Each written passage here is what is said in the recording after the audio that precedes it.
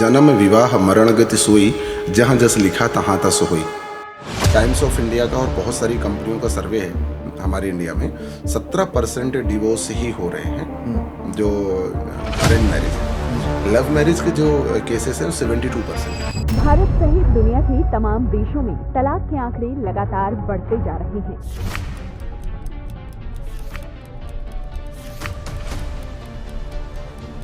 तो सबसे ज़्यादा जो डिवोर्स होने के रीजंस है वो क्या है?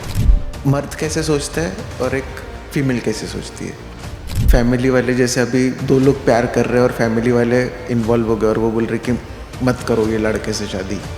किसको हर्ट करना चाहिए, फैमिली वालों को या पार्टनर को? एक आइडियल क्या होता है? सोना, जानू, बाबू।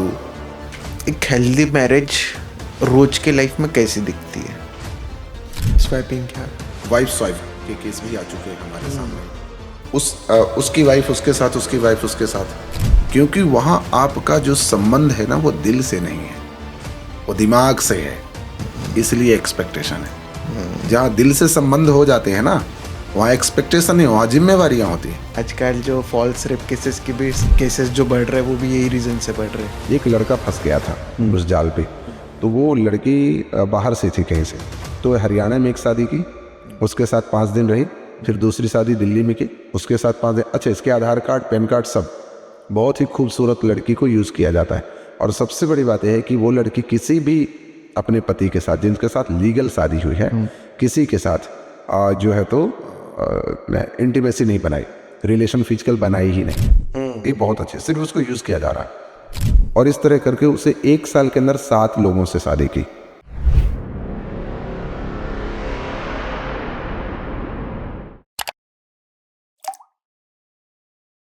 दो लोग जब रिलेशनशिप में आते हैं तो फर्स्ट स्टेज क्या होता है?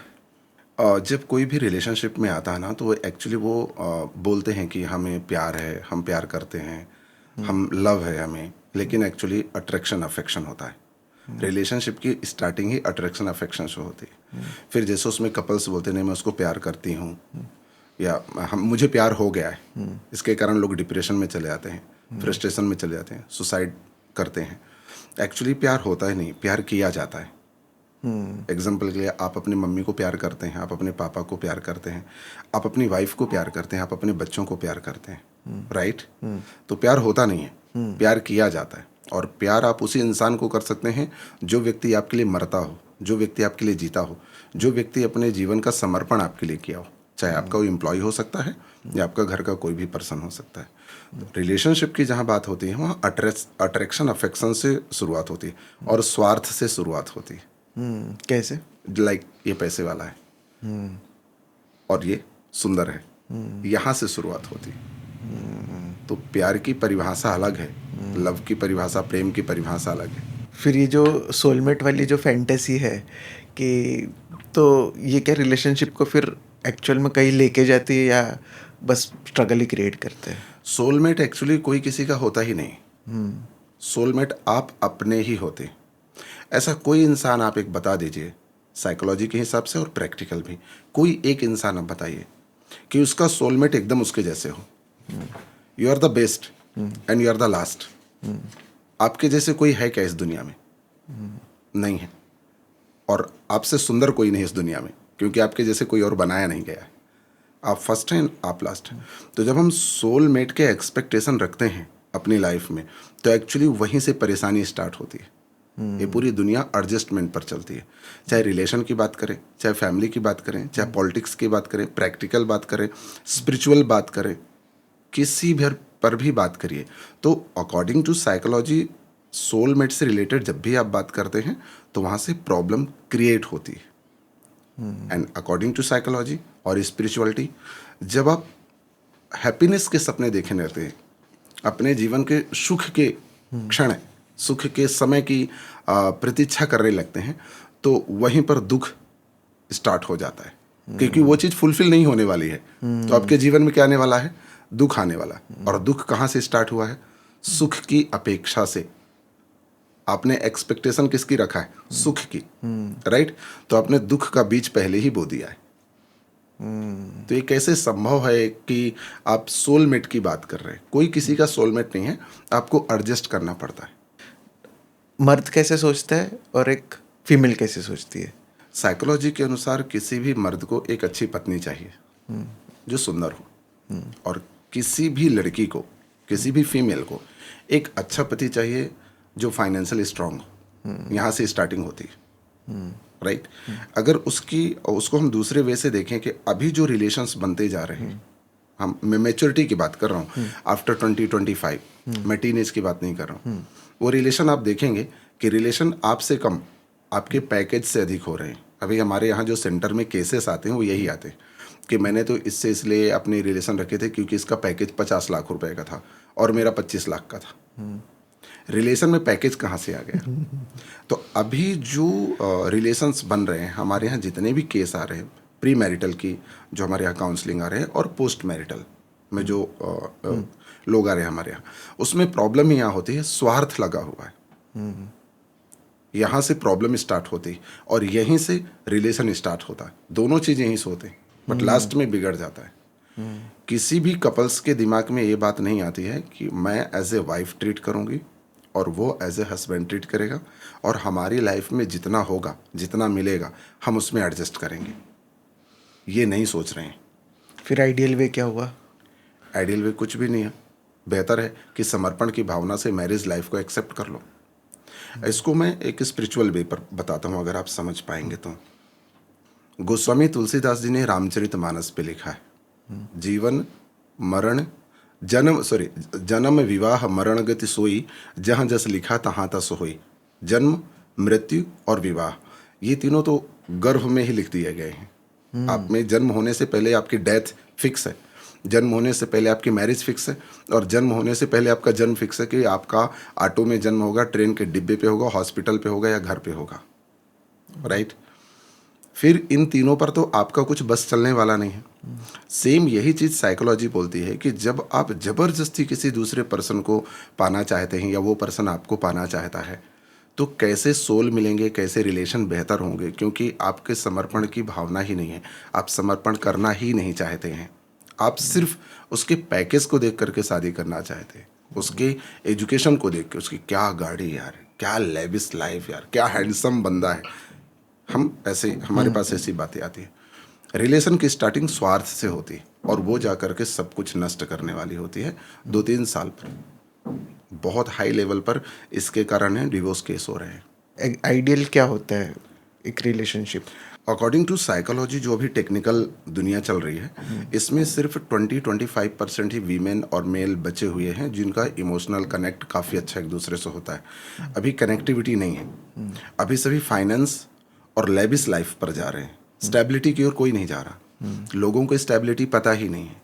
क्या होती है स्टेबिलिटी? स्टेबिलिटी का मतलब होता है जितना आपके पास है उसमें घर गुजारा करना। क्या हमारे पहले मम्मी पापा दादा दादियों के पास स्टेबिलिटी नहीं थी? हमसे बहुत बेहतर स्टेबिलिटी थी, ताकि उनके पास कुछ नहीं था, राइट? बैलगाड़ी होती थी, ट्रैक्टर होता था, गांव में किसानी होती थी, बहुत सारी टेक्नोलॉजी नहीं होती, तो बहुत अच्छी स्टेबिलिटी। आज भी गांव में आप चले जाइए तो बहुत अच्छी स्टेबिलिटी है लोगों के पास।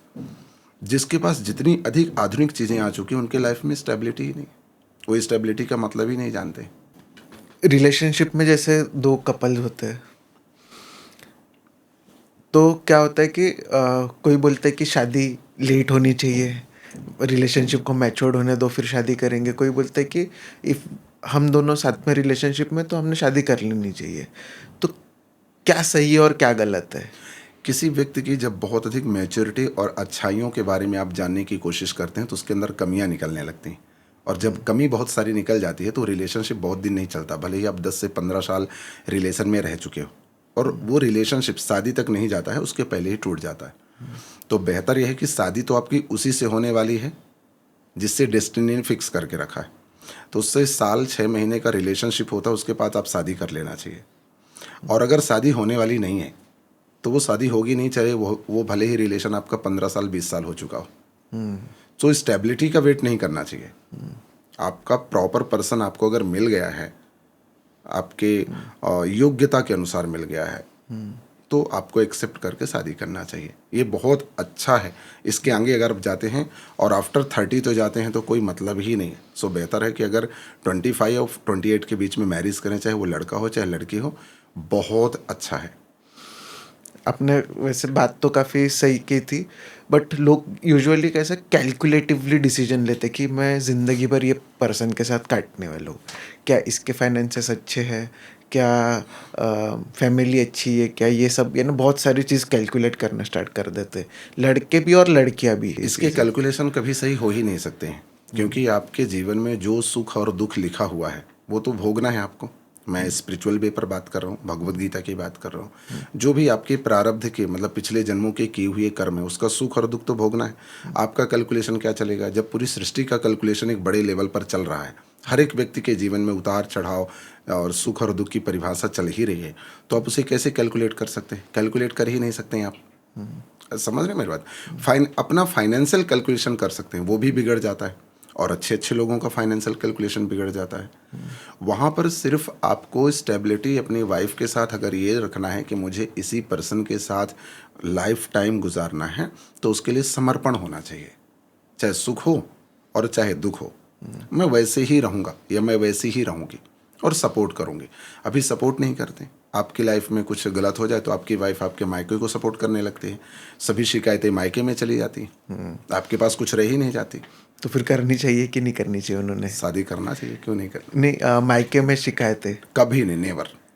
कभी जो लड़के, यस, हमारे यहाँ जो केसेस आते हैं उसमें यही केस अधिक आते हैं जिनका डिवोर्स हो रहा है, जिनके हस्बैंड वाइफ का नहीं जम रहा है। ये होता है कि 24 घंटे में ये 8 घंटे जब घर में रहती है तो सिर्फ अपनी माँ और बहन से बात करती है। इसके कारण हमारे घर में प्रॉब्लम हो रही है। सिर्फ एक ही शिकायत है। और जिन लड़कियों ने वो काम, हमारे जो भी काउंसलर्स हैं, हमारे यहाँ जो भी साइकोलॉजिस्ट अवेलेबल हैं, उनकी बातें मान ली हैं तो डिवोर्स होते होते बच गया और उन्होंने कंप्लीट बात करना बंद कर दिया। क्योंकि माँ तो माँ के हिसाब से सोचेगी कि बेटी को तकलीफ ना हो, और सास कभी माँ हो नहीं सकती है। वो अपने बेटे के लिए अच्छा सोचेगी, और यही क्लैसेस स्टार्ट हो जाते हैं। और बहुत बार ऐसा होता है कि कपल्स नहीं क्या झगड़े करते रहते हैं, बट उनका है ना मन में कुछ और होता है, गुस्सा कोई रीज़न और से होता है, पर झगड़े कोई और कारण से करते रहते हैं। तो ये कैसे सॉर्ट कर सकते हैं? पहले तो इसको इस तरह से समझ लेते हैं कि झगड़े होते क्यों हैं। फ्रस्ट्रेशन, एक्सर्शन, और जो आज की आपकी लाइफ स्टाइल है कि आप रात भर काम करते हैं, दिन में अपनी वाइफ को टाइम नहीं दे पाते हैं, या दिन में आप काम करते हैं तो रात में अपनी वाइफ को टाइम नहीं दे पाते हैं, वाइफ आपको टाइम नहीं देती है। ये लड़ाई का मुख्य रीज़न है, पहला रीज़न है। इसको सॉर्ट करने के लिए अंडरस्टैंडिंग ही एक बहुत अच्छा तरीका है। 2 तरीके से काम कर सकते हैं।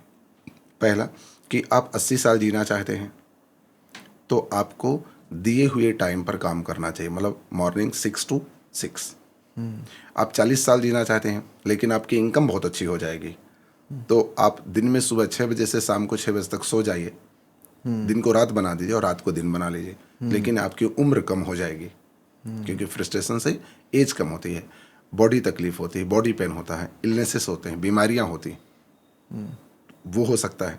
यहाँ पर प्रॉब्लम सबसे अधिक जो फ्रस्ट्रेशन का होता है, लड़ाइयों का होता है, फाइट का होता है, एक दूसरे को टाइम ना देना। वहाँ से स्टार्ट होता है डाइवर्सन, डाइवर्ट होते, या कि पति डाइवर्ट होगा किसी और की तरफ या पत्नी डाइवर्ट होगी किसी और की तरफ। उसका दूसरा वे होता है लोनलीनेस, अकेलापन, या पति में आएगा अकेलापन या पत्नी में आएगा अकेलापन। पत्नी भी डाइवर्ट होती है किसी थर्ड पर्सन की तरफ और पति भी डाइवर्ट होता है किसी थर्ड पर्सन की तरफ। तो हम अपनी लाइफ स्टाइल को अगर बेहतर बनाते हैं तो वो सबसे सुंदर होगा। वहीं पर हमें एडजस्टमेंट करने की कोशिश करनी चाहिए, ना कि फाइट होने की। फाइट होती ही नहीं है। फिर आइडियल वे कैसे होगा? किस तरह से आइडियल? जैसे आपने बोला कि ये सही एडजस्टमेंट करना चाहिए, तो आपने सही कैसे पूरा सिस्टम है ना दोनों कपल ज़्यादा हैप्पीली रह सके ऐसा? अगर दोनों कपल ज़्यादा हैप्पीली रह सके, इसके बारे में अगर हम विचार करते हैं तो उसका एक ही तरीका है, दोनों बैठ करके अपनी लाइफ स्टाइल को सही बनाएं, अपनी अपनी जिम्मेवारियाँ लें। मैं ये काम करूँगी, मैं ये काम करें। हमें नहीं चाहिए 1 लाख रुपया, हम 60,000 रुपये में मैनेज कर लेंगे, लेकिन हम जॉब करेंगे 10 से 6। मैं जॉब करूँगी 10 से 6, 10 to 6। मैं जॉब नहीं करूंगी शाम को 4 बजे से दिन में रात में 2 बजे तक, और मैं रात में 2 बजे वहां से आ रहा हूँ। लड़ाई करने का रीज़न क्या है? पजेसनेस, डाउट्स, ये लड़ाई के रीज़न है। आपकी वाइफ या मेरी वाइफ रात में 2 बजे आ रही है, हम अभी उसी समाज में रहते हैं। इतने ओपन समाज अमेरिका और ऑस्ट्रेलिया में नहीं रहते हम। इसकी वजह लड़ाई है। तो अगर हम अपनी इनकम को थोड़ा कम करें और लाइफ स्टाइल को बहुत बेहतर करें, जिससे हम बच्चों को टाइम दे सकें, अपनी फैमिली को टाइम दे सकें, परिवार को टाइम दे सकें, अब सोशल टाइम दे सकें, अपने लिए भी तो टाइम देना है, फिजिकल के लिए भी तो टाइम देना है, मेडिटेशन कर सकें, वाइफ के साथ हम आराम से 1-2 घंटे बैठ सकें। ये हमारी ज़िंदगी में हमारी लाइफ मैनेजमेंट का पूरा सिस्टम खराब हो चुका है। इसके कारण सबसे अधिक प्रॉब्लम हो रही है।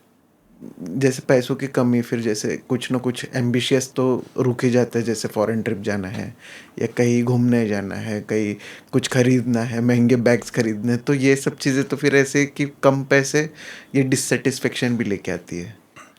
मुझे ऐसा लगता है जितना सुंदर आपका देश है, आपका परिवार है, आपके लोग हैं, उतना सुंदर दुनिया में कोई चीज़ नहीं है। आपके देश में 3 ऋतु होती हैं, गर्मी है, सर्दी है, बारिश है। और कोई ऐसा देश है जहाँ तीनों ऋतुएं आती हैं? नहीं आती हैं। हमारे देश से बॉर्डर से लगे हुए जो देश हैं बस वहाँ आती हैं और नहीं आती। दूसरी बात ये है, एक्सपेक्टेशन ही तो, मैंने आपको पहले ही बोला था, एक्सपेक्टेशन ही आपके दुख का कारण बन जाती। कोई चीज़ फुलफिल ना होने के कारण आप दुखी हो जाते, उसका फ्रस्ट्रेशन आप अपनी वाइफ पर उतारते, फिर वहाँ लड़ाइयाँ स्टार्ट हो जाती, फैमिली डिस्टर्ब हो जाती है। मतलब कहीं ना कहीं आप अपनी एलओसी से बाहर जाके काम करना चाहते हैं, जो कि आपकी हैसियत ही नहीं है। तो पहले तो फिर इस तरह कर लो कि पहले अपनी हैसियत बना लो बड़े लेवल पर, और फिर वाइफ के साथ, बच्चों के साथ आप घूमने के लिए जाओ। प्रॉब्लम यहाँ ये हो रही है कि आपके पास 1 लाख रुपए नहीं है और आप 5 लाख रुपए का ट्रिप करना चाहते हैं। तो ये साइकोलॉजिकल प्रॉब्लम नहीं है आपको, ये तो आपको बीमारी हो गई कि आप 10,000 रुपये खर्च नहीं कर सकते हैं। आपकी 20,000 रुपये की इनकम है और आप 50,000 रुपये का कार्ड स्वाइप करके, क्रेडिट कार्ड स्वाइप करके आप अपना मोबाइल ले रहे हैं। ये तो आपको साइकोलॉजिकल इलनेस है। तो आप सुखी कैसे रहेंगे? आप मैनेज कैसे कर पाएंगे? जो हमारे पुराने ज़माने के लोग बोलते थे कि जितनी इनकम है उसका खर्च 50% होना चाहिए, ना कि 100% होना चाहिए। 50% पेमेंट तो आपके पास बचा हुआ होना चाहिए। ये भी एक साइकोलॉजिकल प्रॉब्लम है, इसके कारण भी हम दुखी हैं। और इकोनॉमी बहुत अच्छी करना है, हमें अपनी इनकम को बहुत अच्छी बढ़ाना है, और इनके चक्कर में तो कितने सारे बैंक वालों ने सबको फ्री क्रेडिट कार्ड दे करके रखे। सब यूज़ कर रहे हैं, बट वो यूज़ कम कर रहे हैं, परेशान अधिक हो रहे हैं। और उसके कारण फिर स्ट्रेस होता है, फिर वो ड्रग्स करता है, फिर वो लोन पर लेता है, फिर वो दूसरा लोन लेता है, तीसरा लोन लेता है, और उससे घर का माहौल पूरा ख़राब होता है। शादी कर लिए तो वो 2 कपल्स जब साथ में रहते तो काफ़ी हैप्पी रहते हैं, बट जब शादी करने का डिसीजन आता है और फैमिली इन्वॉल्व होता है, तब सिचुएशंस और डायनामिक्स पूरे चेंज हो जाते हैं। तो ये डायनामिक्स को कैसे हैंडल किया जा सकता है? रिलेशनशिप में अगर आप हैं और फैमिली इन्वॉल्व हो रही है तो कभी भी सिचुएशन ख़राब नहीं होती। सिचुएशन कहाँ ख़राब होगी? ये कि आप इंटरकास्ट मैरिज कर रहे हैं, हमारे पास ऐसे लोग आते हैं, इंटरकास्ट मैरिज हो गई है, इसके कारण हमें फैमिली ने छोड़ दिया है। हम इंटर रिलीजियस शादी कर लिए हैं, फैमिली सपोर्ट नहीं कर रही है। हम एक दूसरे से बहुत अधिक प्यार करते हैं लेकिन हमें मैरिज करना चाहते हैं, तो हमें क्या करना चाहिए? हमारे पास ऐसे लोग आते हैं। यहाँ तो प्रॉब्लम होने वाली है। कोई काउंसलर, कोई साइकोलॉजिस्ट, कोई डॉक्टर, कोई स्पिरिचुअल काउंसलर क्या करके आपको दे देगा? तो जब आप रिलेशन बनाते हैं तो इन सभी चीज़ों को ध्यान में रख करके बनाना है। इसको हम अगर बोलेंगे तो संस्कार बोलेंगे कि आपके माँ बाप के क्या संस्कार हैं। अगर आप शादी करना चाहते हैं, आपके एज 25-26 हो गए हैं, आप वेल सेटल मतलब ठीक है, 50-60 हज़ार रुपये आप अपनी जो डेली की रोज़मर्रा की ज़िंदगी उसके लिए आप खर्च कर सकते हैं, इतनी इनकम हो रही है। वो लड़की भी कमा लाती है 20-25 हज़ार रुपये। लेकिन अगर वो लड़की आपके रिलेटिव्स में है, आपके कास्ट में है, आपके रिलीजन में है, तो 90% चांसेस तो आपकी फैमिली डिस्टर्ब नहीं होगी। भले ही आप लव मैरिज कर रहे हैं। अब आप लव मैरिज करें या अरेंज मैरिज करें, आप हिंदू हैं, वो मुस्लिम से शादी करें, वो क्रिश्चियन हो, सिख से शादी कर रहे, कल्चर डिफरेंट हो रहे हैं। इसमें फैमिली पूरी तरह से इन्वॉल्व हो जाती है कि नहीं, वो लड़की हमारे यहाँ नहीं आ पाएगी, तू एडजस्ट नहीं कर पाएगा, उनके कल्चर अलग है, हमारे कल्चर अलग है, उसकी परवरिश अलग ढंग से की गई है, हमारी परवरिश अलग ढंग से की गई है। समाज का फ़र्क पड़ता है। ये तो रिलीजन डिफरेंस हो गया, अपन कास्ट में भी अगर डिफरेंस रहा और फैमिली वाले जैसे अभी दो लोग प्यार कर रहे हैं और फैमिली वाले इन्वॉल्व हो गए और वो बोल रहे कि मत करो ये लड़के से शादी या लड़की से शादी, या भाई लोग बोल रहे हैं, तो किसको हर्ट करना चाहिए, फैमिली वालों को या पार्टनर को? पार्टनर को भी हर्ट नहीं करना चाहिए, लेकिन फैमिली वाले को तो कभी भी हर्ट नहीं करना चाहिए, क्योंकि आपकी फैमिली, आपके मम्मी, आपके पापा, भाई, फैमिली, परिवार आपके लिए अच्छा ही सोचेंगे, गलत नहीं सोचेंगे। और ऑब्वियस सी बात है, आपके माँ बाप को तो आपसे 2 टाइम्स अधिक एक्सपीरियंस तो है, क्योंकि उन्होंने ही आपको पैदा किया है। तो मैं चाहूँगा कि अपने पार्टनर को बोल करके साइड हो जाना चाहिए, हर्ट नहीं करना चाहिए, अंडरस्टैंडिंग के साथ ब्रेकअप करना चाहिए और पीछे आना चाहिए। नहीं, पर दोनों तो बहुत प्यार में है, वो तो अपने फैमिली के भी अगेंस्ट जा सकते फिर। अगर उन्हें ऐसा लगता है कि हम अपनी फैमिली के अगेंस्ट जा सकते हैं, अगर वो इस लेवल पर जा चुके हैं, तो डेफिनेटली फिर जाना चाहिए, कोई उसका रास्ता नहीं है। फिर उसको होने वाले जो भी इफ एंड बट हैं वो फ्यूचर में आपको फेस करना है। बट अभी जैसे इफ एंड बट्स तो दोनों साइड में, अगर लड़का भी फैमिली वालों की बात मान लेता है, आजकल जो फॉल्स रेप केसेस के भी केसेस जो बढ़ रहे हैं वो भी यही रीज़न से बढ़ रहे हैं कि दो लोग रिलेशनशिप में आता है, लड़का बोलता है कि मेरे घर वाले नहीं मान रहे, मैं शादी नहीं करूँगा, तो फिर लड़की केस कर देती है वो लड़के पे तो कि ये धोखा दे दिया करके, कि इमोशनली एक्सप्लॉइट, सेक्सुअली एक्सप्लॉइट करने के बाद। तो आपको समझना चाहिए, ये बात तो आपके मम्मी पापा ने आपको 10th से समझाई थी। आप रिलेशनशिप में कब आए हैं? 20 या 21 में आए हैं ना। लेकिन मम्मी पापा और आपको आपके फैमिली वाले तो 10-12 साल से समझा रहे हैं कि किसी लड़की से बात नहीं करना है, हमें कुछ गलत नहीं करना है, कुछ भी होगा तो आप हमें बताएंगे। तो क्या आपने रिलेशन को लेकर बताया था? नहीं बताया था। तो जो आपने कर्म किए हैं वो कर्म के रिजल्ट्स तो, फल तो मिलने ही वाले हैं। वो चाहे रेप केस में आपको इन्वॉल्व करे या आपको इमोशनल हरासमेंट पर लेकर जाए, तो बेहतर है, आपके प्रश्न में आपका ही उत्तर है, मम्मी पापा की बात मानना चाहिए। अगर आप पहले माने होते तो शायद इसी स्टेज पर नहीं आते। और जहाँ रही बात मैरिज की बात, तो मैं प्रायोरिटी दूंगा मैरिज को। जो लव मैरिज का कॉन्सेप्ट एक चला है, तो लव मैरिज एक अट्रैक्शन अफेक्शन के लेवल पर बहुत हाईएस्ट लेवल पर और एक्सपेक्टेशन पर जा रहे हैं, फाइनेंशियल एक्सपेक्टेशन, ग्रोथ को लेकर के जा रहे हैं, एंड जो न्यूक्लियर फैमिली की ओर जा रहे हैं कि मतलब अभी मुझे सास ससुर के साथ भी नहीं रहना है, इन लॉस फैमिली के साथ भी नहीं रहा, आपकी फैमिली भी मुझे नहीं चाहिए, आपके मम्मी पापा भी मुझे और मेरे मम्मी पापा भी मुझे नहीं चाहिए। न्यूक्लियर फैमिली का जो ट्रेंड चला उसके कारण भी बहुत अधिक फैक्टर हो रहे हैं। तो लड़कियां ऐसे लड़कों को, बहुत सारे लड़के भी लड़कियों को ऐसे फंसाते हैं। तो उन सब चीज़ों में मैं अगर मेरा पर्सनल ओपिनियन है जो हमें प्रैक्टिस करते हुए हो गए हैं, तो उसमें फैमिली की बात मानना चाहिए। और अगर आप फैमिली के अगेंस्ट जा सकते हैं तो फिर आपको जाके कर लेना चाहिए। पैसों पे जो डिपेंडेंसी होती है वो पावर डायनामिक्स को भी सेट कर देती है कि कौन पावर में रहेगा, किसकी अथॉरिटी घर पे चलेगी। यस, मैरिज लाइफ को लेके बात कर रहे हैं आप। हाँ, अभी हमारे पास ऐसे भी बहुत सारे केस आते हैं कि लड़की की इनकम अधिक है तो लड़का सेल्फ डाउट करने लगता है और डिप्रेशन में भी गए हैं। ऐसे भी केस आए हैं क्योंकि लड़की की इनकम साल की 20 लाख रुपए है, लड़का 5 लाख रुपए ही कमा रहा है। बट फर्स्ट में उसने शादी कर लिया था, लव मैरिज हुआ, वो सेपरेट रहने लगे, माँ बाप के अगेंस्ट भी वो चला गया। बट लड़की काफ़ी अधिक अपने आप को उसने पॉजिटिव कर लिया, अपडेट कर लिया, ओके, और उसकी इनकम 20-25 लाख रुपए है। लड़का नहीं कर पाया और उस टाइम पर लव मैरिज हुई थी। उन्होंने लव करके फैमिली के अगेंस्ट जाके शादी की, बाद में लड़की ने डिवोर्स दे दिया और लड़की ने 50 लाख रुपए वाले से शादी कर लिया। ये हमारे पास का केस, और ऐसे एक केस नहीं, 50 केस हैं ऐसे। पहले लव में शादी हुई, फैमिली के अगेंस्ट जाके शादी हुई, फिर लड़की ने अपने आप को बहुत अच्छा डेवलप किया, उसकी इनकम उसने अपने 20-25 लाख लेके गया, लड़का 5 में रहा, और फिर लड़के ने 5 वाले जिसके साथ लव था उसको डिवोर्स दिया और 50 लाख रुपए वाले के साथ उसने शादी कर ली, या अपने बॉस के साथ शादी कर ली। ऐसे भी केसेस हैं। तो ये प्रॉब्लम तो आती ही है और यहाँ बहुत अधिक कंपेयर होता है। तो फिर ये न समझ के चलिए अरेंज में भी ऐसा हो गया तो पैसे डायनामिक्स चेंज कर देता है रिलेशन को। अरेंज मैरिज में ऐसा नहीं होता है, 90% ऐसी चीज़ें नहीं होती, क्योंकि अरेंज मैरिज में आपका समाज, आपकी फैमिली इन्वॉल्व होती है, दबाव बनता है, प्रेशर बनता है। और अगर आप लव मैरिज में इस तरह की कोई एक्टिविटी होती है तो वहाँ कोई इन्वॉल्व नहीं होता, लोग आपको छोड़ देते हैं। आपने डिसीजन लिया था, you can take your decision yourself. तो फिर आप उस टाइम पर क्या करते हैं? आप उस पर हाथ भी नहीं उठा सकते हैं कानून से भी लड़कियों की तरफ। ओके। और आपके पास एक ही ऑप्शन होता है, डिवोर्स दे दो, क्योंकि इस टाइम पर आपको एलिमनी वगैरह देना नहीं पड़ता। लड़की ही नॉर्मल ऐसे केसेस में लड़की ही डिवोर्स फाइल करती है, तो आपको कुछ देना नहीं पड़ता है। तो 90% डिवोर्स नहीं हो रहे हैं। अभी जो टाइम्स ऑफ इंडिया का और बहुत सारी कंपनियों का सर्वे है हमारे इंडिया में, 17% डिवोर्स ही हो रहे हैं जो अरेंज मैरिज हैं। लव मैरिज के जो केसेस है वो 72% डिवोर्स के। तो अब आप समझ लीजिए कि शादी कौन सी सही रहेगी, लव मैरिज या अरेंज मैरिज।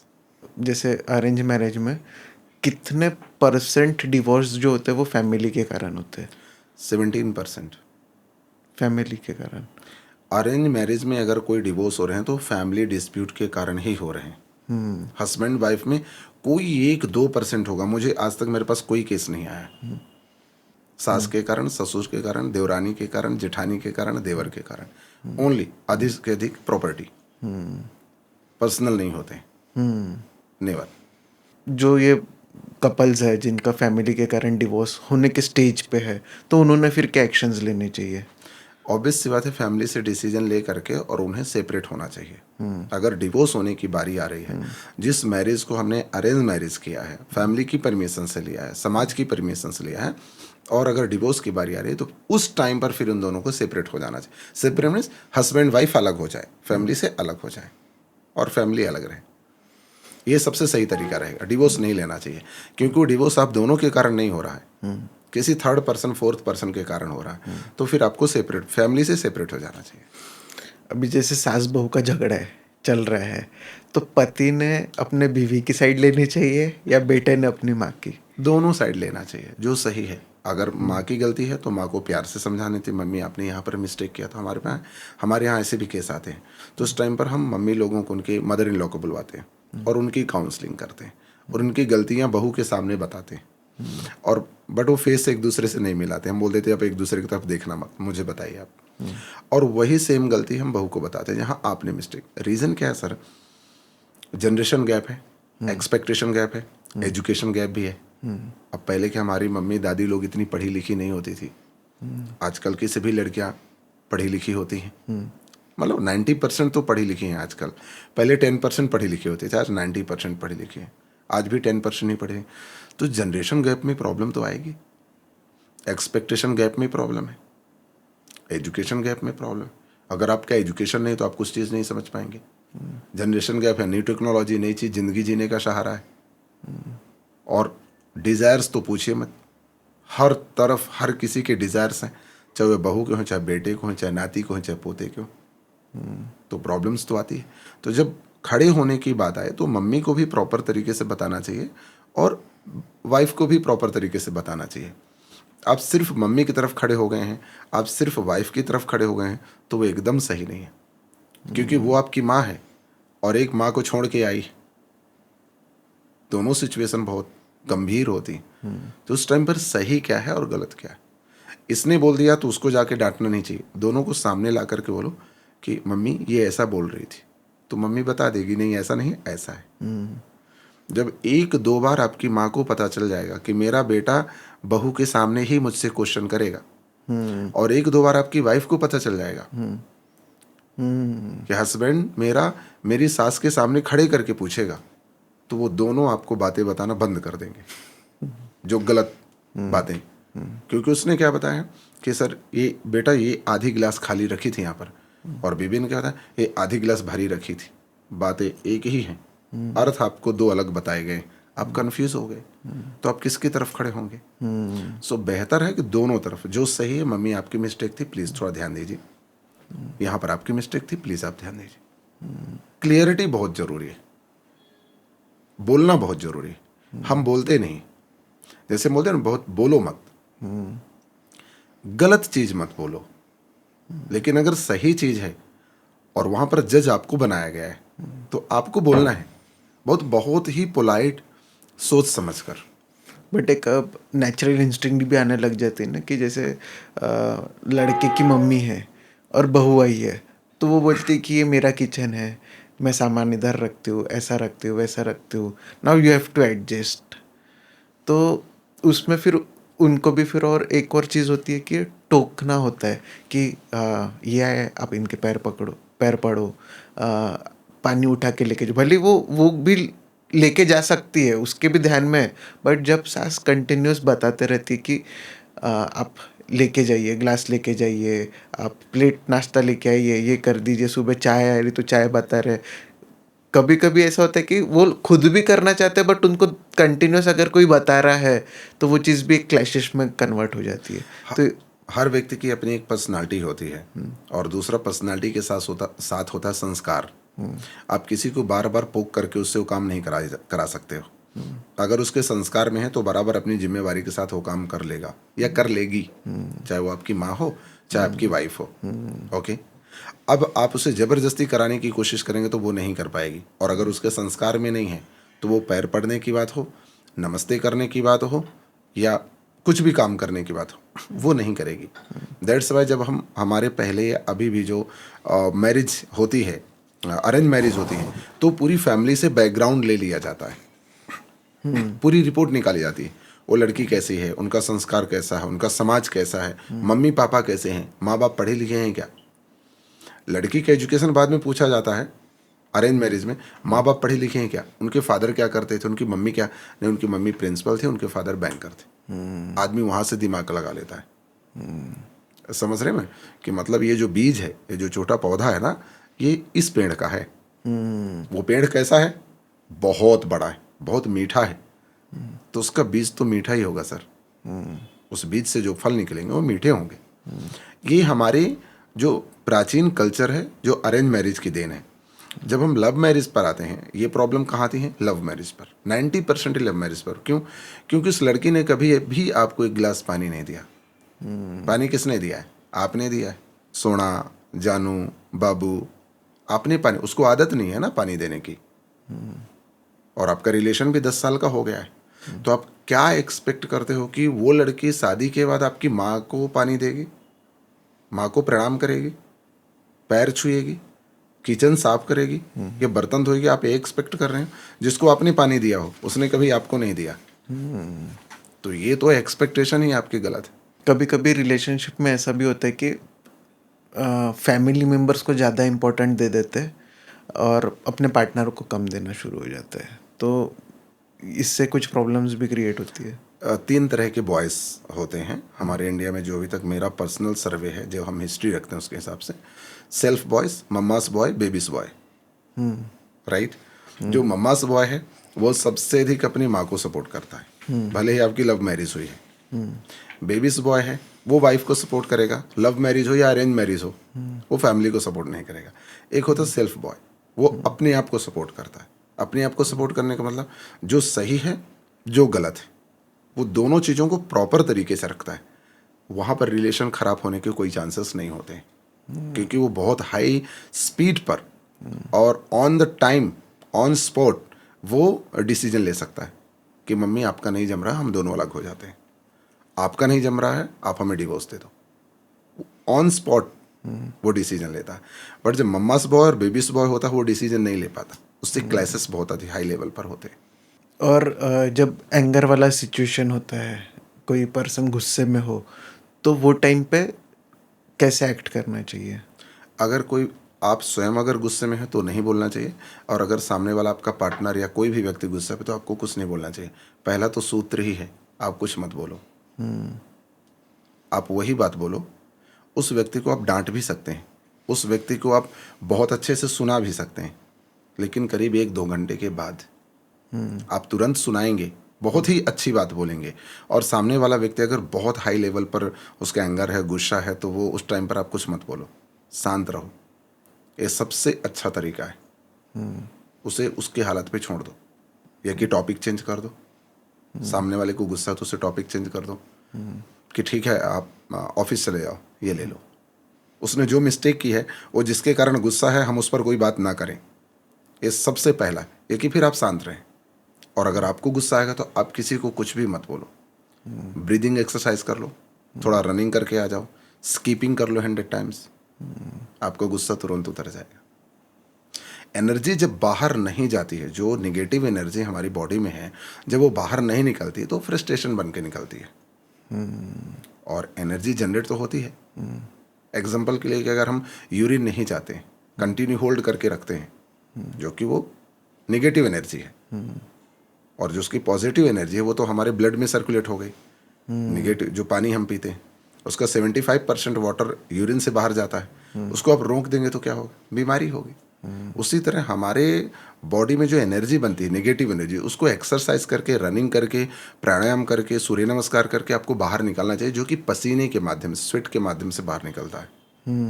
जब आप वो नहीं निकालते हैं तो वो एंगर इशू क्रिएट कर देता है और वो फ्रस्ट्रेशन बनता, फिर वहाँ से लड़ाइयाँ और घर का माहौल ख़राब होता है। दैट्स वाई तो पहले भी और अभी भी ये बात बताई जाती है कि मॉर्निंग में आपको सूर्य नमस्कार करना है, मॉर्निंग में रनिंग करना है, वॉकिंग करना है, जाना है, एक्सरसाइज करना है। और जो व्यक्ति मॉर्निंग इतना काम करता है उसको आप हमेशा देखेंगे वो बहुत काम पर्सनालिटी होता है, उसको कभी गुस्सा आएगा ही नहीं, बहुत ही एकदम डिसेंट पर्सनालिटी होता है। जैसे अभी एक फैमिली में ऐसा होता है कि जो लड़के लोग होते हैं ना, वो अल्फा मेल बनने की कोशिश करते हैं रिलेशनशिप में, कि हस्बैंड वाइफ है तो वो वाइफ को दबा के रखने की कोशिश करेंगे ताकि यानी नहीं कि मेरा डोमिनेशन रहे। तो ये डायनामिक्स कितना टाइम तक सरवाइव कर सकते हैं? बहुत दिन तक सर्वाइव नहीं कर पाएगा। आपको अपनी वाइफ को दबाने की ज़रूरत ही नहीं, आपको अपनी वाइफ को समझने की ज़रूरत कि काम कब करती है, नाराज कब होती है, और किस तरीके से काम करती है, और इसे कैसे हैंडल करना है, समझने की ज़रूरत है। कोई भी लेडीज़ कभी भी फर्स्ट लड़ाई करने के लिए नहीं सोचती है जब तक वो बात उसके सर के ऊपर ना चली जाए। और कोई 90% लेडीज़ हैं अप्रिसिएशन से बहुत खुश हो जाती हैं, राइट? उनको अप्रिशिएट करो, आप झूठा अप्रिसिएशन दो, खुश हो जाएंगी। ये फीमेल का नेचर है। तो अगर आपको पता है कि वाइफ का नेचर ये है तो उसको अप्रिशिएट करके काम कराइए, ना कि उसे डोमिनेट करने की कोशिश करिए। आप उसे डोमिनेट कर ही नहीं सकते, क्योंकि आप कुछ बोलेंगे तो वो कुछ और बोलेगी, इससे क्लैशेस होंगे। और जो भी पर्सन अपनी वाइफ को डोमिनेट करने की कोशिश करता, दबाने की कोशिश करता कि मैं बॉस हूँ, मैं इस तरह हूँ, वो बहुत दिन तक सर्वाइव नहीं कर पाएगा। उसकी मैरिज टूट जाएगी, चाहे वो अरेंज मैरिज हो चाहे वो लव मैरिज हो। एक हेल्दी मैरिज रोज के लाइफ में कैसी दिखती है? दोनों कपल्स हमेशा हंसते रहेंगे और सबसे बड़ी बात है एक दूसरे को अप्रिशिएट करते रहेंगे। मतलब कि अगर आप हैं तो आप किसी भी लेडीज से हमेशा अपनी वाइफ की तारीफ, थोड़ी सी तारीफ करेंगे, और अगर आपकी वाइफ है तो वो किसी भी जेंट से आपकी तारीफ करें। अपोजिट जेंडर के साथ अगर आपने अपनी वाइफ की कुछ भी कमी बता दी, रिलेशन वहीं से खराब हो जाएगा। और जो हेल्दी कपल होता है वो कभी भी अपने पार्टनर की बुराई कभी किसी से नहीं करता, ये उनकी पहली पहचान होती, और वो हमेशा हंसते रहेंगे। आप फील ही नहीं कर सकते हैं कि वो हस्बैंड वाइफ है, आप ऐसा फील करेंगे कि नहीं ये गर्लफ्रेंड बॉयफ्रेंड है। समझ रहे हैं? समटाइम तो आपको ऐसा लगेगा किसी दूसरी वाइफ के साथ ही आया है। ये रियलिटी है। आपको ऐसा फील हो ये किसी दूसरी वाइफ के साथ तो नहीं आ गया, बहुत अधिक मस्ती कर रहा है, क्योंकि यार मेरी वाइफ तो ऐसी नहीं है क्यों हर जगह मस्ती करे, बट ये दोनों बहुत मस्ती कर रहे हैं। लेकिन अक्सर बहुत हैप्पी कपल देखेंगे आप कि वो दोनों हंसते रहेंगे, एक दूसरे को अप्रिशिएट करेंगे, और दोनों ही एक दूसरे का बहुत अच्छा ख्याल रखते हैं।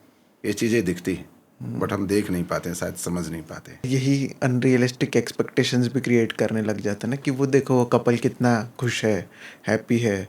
और इंस्टाग्राम और ये सोशल मीडिया प्लेटफॉर्म में तो काफ़ी ज़्यादा होता है। इसको कंपेयरिंग डिसऑर्डर बोलते हैं। एक दूसरे से कंपेयर, दूसरे कपल उस कपल को देख के कंपेयर करते हैं, लेकिन एक्चुअली वो करने के लिए उन्होंने काफ़ी मेहनत की है।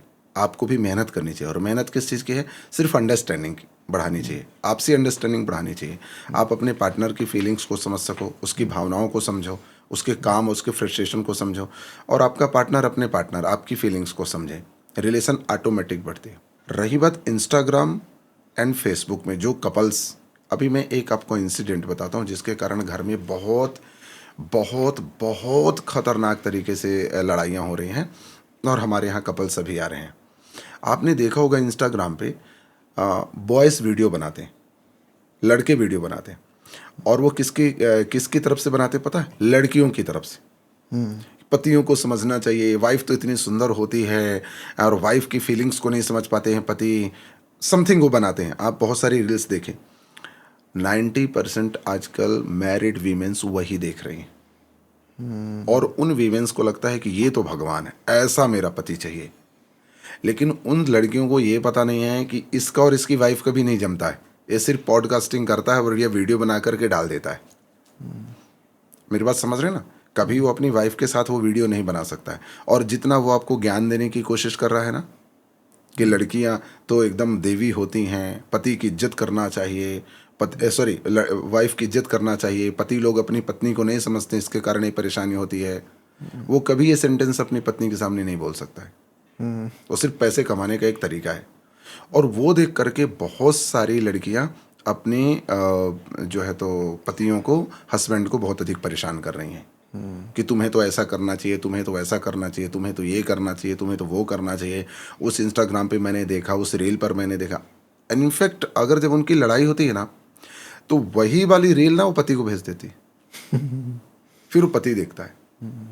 और अगर पति ने कुछ भी भेज दिया इधर पत्नी को कि ये है कि तुम्हें तो माँ बाप की भी सेवा करना चाहिए, पति की सेवा करना चाहिए, तो उसे एग्री नहीं होगी, उससे वो डिसएग्री हो जाएगी, क्योंकि वो दूसरे के इन्फ्लुएंस में है। तो लोग ऐसे आपके पास काउंसलिंग करते हो तो ऐसा क्या सच आपको बताते हैं बट वो फैमिली के सामने नहीं बोल पाते? ऐसी तो बहुत सारी चीज़ें हैं। फैमिली के सामने तो बात छोड़िए, वो अपने वाइफ के सामने नहीं बता पाते, और फैमिली के तो बात छोड़िए, वो अपने हस्बैंड के सामने नहीं बता पाती जो वो हमसे बताती है। काउंसलिंग के दौरान ऐसी कोई बात है ही नहीं कि जो सामने वाला ना बताता हो। फर्क सिर्फ इतना है कि जो काउंसलर है, जो साइकोलॉजिस्ट है, वो सामने वाले को कितना कंफर्ट दिला सकता है। वो जितना कंफर्ट होगा वो आपके साथ उतना ओपन हो जाएगा। तो कंफर्ट फील नहीं करेगा या नहीं करेगी, वो ओपन हो ही नहीं सकती। क्योंकि हमारे पास तो ऐसे भी केस आते हैं कि उसका पति बोलता है कि नहीं, वो आपके साथ बात ही नहीं कर पाएगी। कैसे बात नहीं कर पाएगी? आप उसे लेकर के आइए। सर वो किसी से बात ही नहीं करती है। ठीक है, एक बार लेकर के आई, और फिर वही एक सेशन बुक था, और फिर वही 3 सेशन तक कंटिन्यू बैठी रही। वो कैसे बैठी रही और कैसे चीज़ों को क्लियर की, कैसे अपनी परेशानी को उसने रखा सामने, कैसे उसने अपने ससुर की, अपनी सास की, अपने देवर की, फैमिली के सभी लॉस फैमिली की बातें उसने अपने सामने रखी, मेरे सामने रखी। क्योंकि उसको वो कंफर्ट जोन फील हुआ, और उसको ये कंफर्ट जोन फील कराया गया कि तुम्हें यहाँ कोई जज करने वाला नहीं है, और आपकी बात आप तक ही रहेगी। ये बात आपके हस्बैंड को भी नहीं बताई जाएगी, ये उसको फील कराएगा। जिसकी हमारे यहाँ जो सिक्योरिटी मेंटेन करते हैं, हम प्राइवेसी मेंटेन करते हैं, बताते भी नहीं हैं और उसको बता देते हैं। ये बात उसके हस्बैंड के सामने बताते हैं कि इनसे जो भी मेरी बात होगी मैं आपसे शेयर नहीं करूँगा, और आपसे जो बात होगी मैं इनसे शेयर नहीं करूँगा।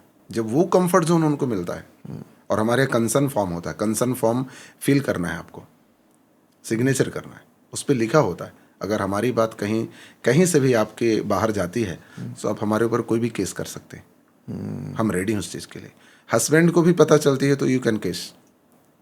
तो हर चीज़ बताते हैं, हर चीज़ बताते, चाहे वो बाथरूम की बात हो, चाहे बिस्तर की बात हो, चाहे सास ससुर की बात हो, फैमिली की बात हो, दोस्त की बात हो, मैरिटल है, प्री मैरिटल है, पोस्ट मैरिटल, एक्स्ट्रा मैरिटल है, सेक्सुअल, वॉटेवर, सब चीज़ शेयर होता है, और वो कोई भी शेयर करता है, और उससे रिलेटेड हम लोग उनको पूरा समाधान देते हैं।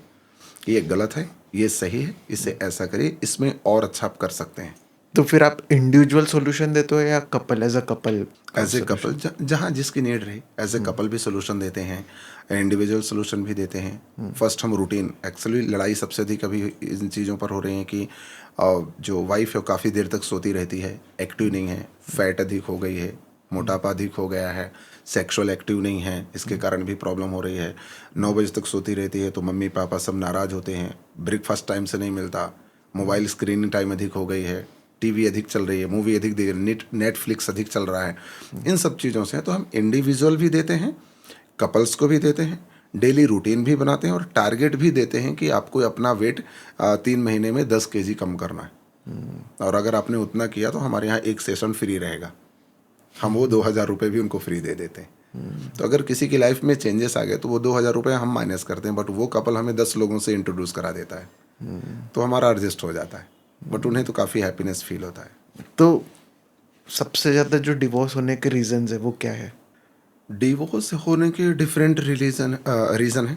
फर्स्ट है कि एक्सपेक्टेशंस, डिज़ायर्स, और इन दोनों के ऊपर सबसे थी कि एक्सप्लोर, जो भी एक नया तरीका चला है कि नहीं मुझे तो लाइफ अपनी एक्सप्लोर करना है, मैं तो बहुत ओपन ज़िंदगी जीना चाहती हूँ और बहुत कुछ करना चाहती हूँ। तो समवन कोई किसी पर्सन ने किसी फीमेल पर्सन ने मुझे बोला कि मुझे तो अपनी ज़िंदगी जीना है, मैं तो बहुत कुछ जीना चाहती हूँ अपनी ज़िंदगी में। तो मैंने एक क्वेश्चन कर लिया, मैं समझ रहा था, एक्चुअली समझना चाहता था कि इन दोनों के बीच में लड़ाइयाँ क्यों हो रही हैं। और दोनों एजुकेटेड, पढ़े लिखे, बहुत अच्छी फैमिली से। तो लाइफ में मेरी एक तमन्ना है सर कि मैं ना गोवा में जाऊँ, बीच में जाऊँ और वहाँ पर ना वड़का की एक ऐसी बॉटल लेकर के और बिकनी पहन के घूमूँ, मुझे कोई जज करने वाला ना हो। अब ये एक्सप्लोर आपको करना है तो इसका मतलब क्या है, आप किस लेवल पर जाना चाहते हैं। और इस चीज़ के लिए पति अगेंस्ट है कि ये गलत है, आप गोवा घूमने चलो, हम घूम करके आते हैं, डांस करके आते हैं, मस्ती करके। लेकिन आप बोल रहे हैं कि बिकनी पहन करके और वड़का ले करके और मुझे बॉटल ले करके फिर वीडियो क्लिप बना के फिर मैं सोशल मीडिया पर डालना चाहता हूँ। तो वो आपकी भी इज्जत का ख्याल रख रहा है और अपनी भी फैमिली की इज्जत का ख्याल रख रहा है, और वो मना कर रहा है और इसके कारण आप लड़ाई कर रहे हैं। डिवोर्स का पहला रीज़न। दूसरा रीज़न है अभी जो हमारे यहाँ कल्चर में बहुत अधिक चल रहा है, सेक्सुअल लाइफ को एक्सप्लोर करना, ये एक दूसरा रीज़न है। और तीसरा, हर एक चीज़ पर एक्सप्लोर करना। एक्चुअली जो एक्सप्लोर एक शब्द बना है ना, यह फैमिली को, मैरिज फैमिली को बहुत अधिक ना डिस्टर्ब कर रहा है। पूरी लाइफ डिस्टर्ब हो रही, कपल्स डिस्टर्ब हो रहे हैं। और ये डेली आता है हमारे सामने, डेली आता है बहुत अधिक। जो रील्स वेब सीरीज चल रही हैं, अगर आप देखेंगे तो बहुत सारी वेब सीरीज है, लेडीज़ें देखती हैं घर में जिनके पास काम नहीं होता, बहुत सारे जेंट्स भी देखते हैं। स्वाइपिंग के भी केस हमारे सामने आ चुके हैं, हमारे पास आ चुके हैं। स्वाइपिंग क्या? वाइफ स्वाइप के केस भी आ चुके हैं हमारे सामने। तो इसमें क्या होता है? एग्जाम्पल के लिए कि वो उसकी वाइफ उसके साथ, उसकी वाइफ उसके साथ, जो आप सीरियल में देखते हैं, इसकी वेब सीरीज भी बनी हुई है। इस तरह के केस आते हैं और फिर उनको उस चीज़ की लत लग जाती है और फिर वो उसी एक्टिविटी में डूबना चाहती हैं और फिर हस्बैंड उसको मना करता था कि फर्स्ट में हस्बैंड ने उनको इंक्रीज किया था, we can do something like that, something change. और बाद में वो अपनी वाइफ को बैक लेने की इच्छा रखने लगा। वाइफ उसकी बैक आ नहीं सकती, क्यों? क्योंकि उसकी आदत लग चुकी है। और वो डिवोर्स का पहला रीज़न वो भी है। इस तरह की बहुत सारे, जो एक्सप्लोर शब्द जो आ गया ना कपल्स के बीच में, वो डिवोर्स का पहला रीज़न और कंप्लीट फैमिली डिस्ट्रॉय का पहला रीज़न एक्सप्लोर शब्द बनता है। फिर ये एक्सप्लोर आता कहाँ से? Complete social media. Complete social media. Dissatisfaction भी हो सकता है? 100%। फिर वो डिससेटिस्फेक्शन वाले केसेस कैसे होते हैं?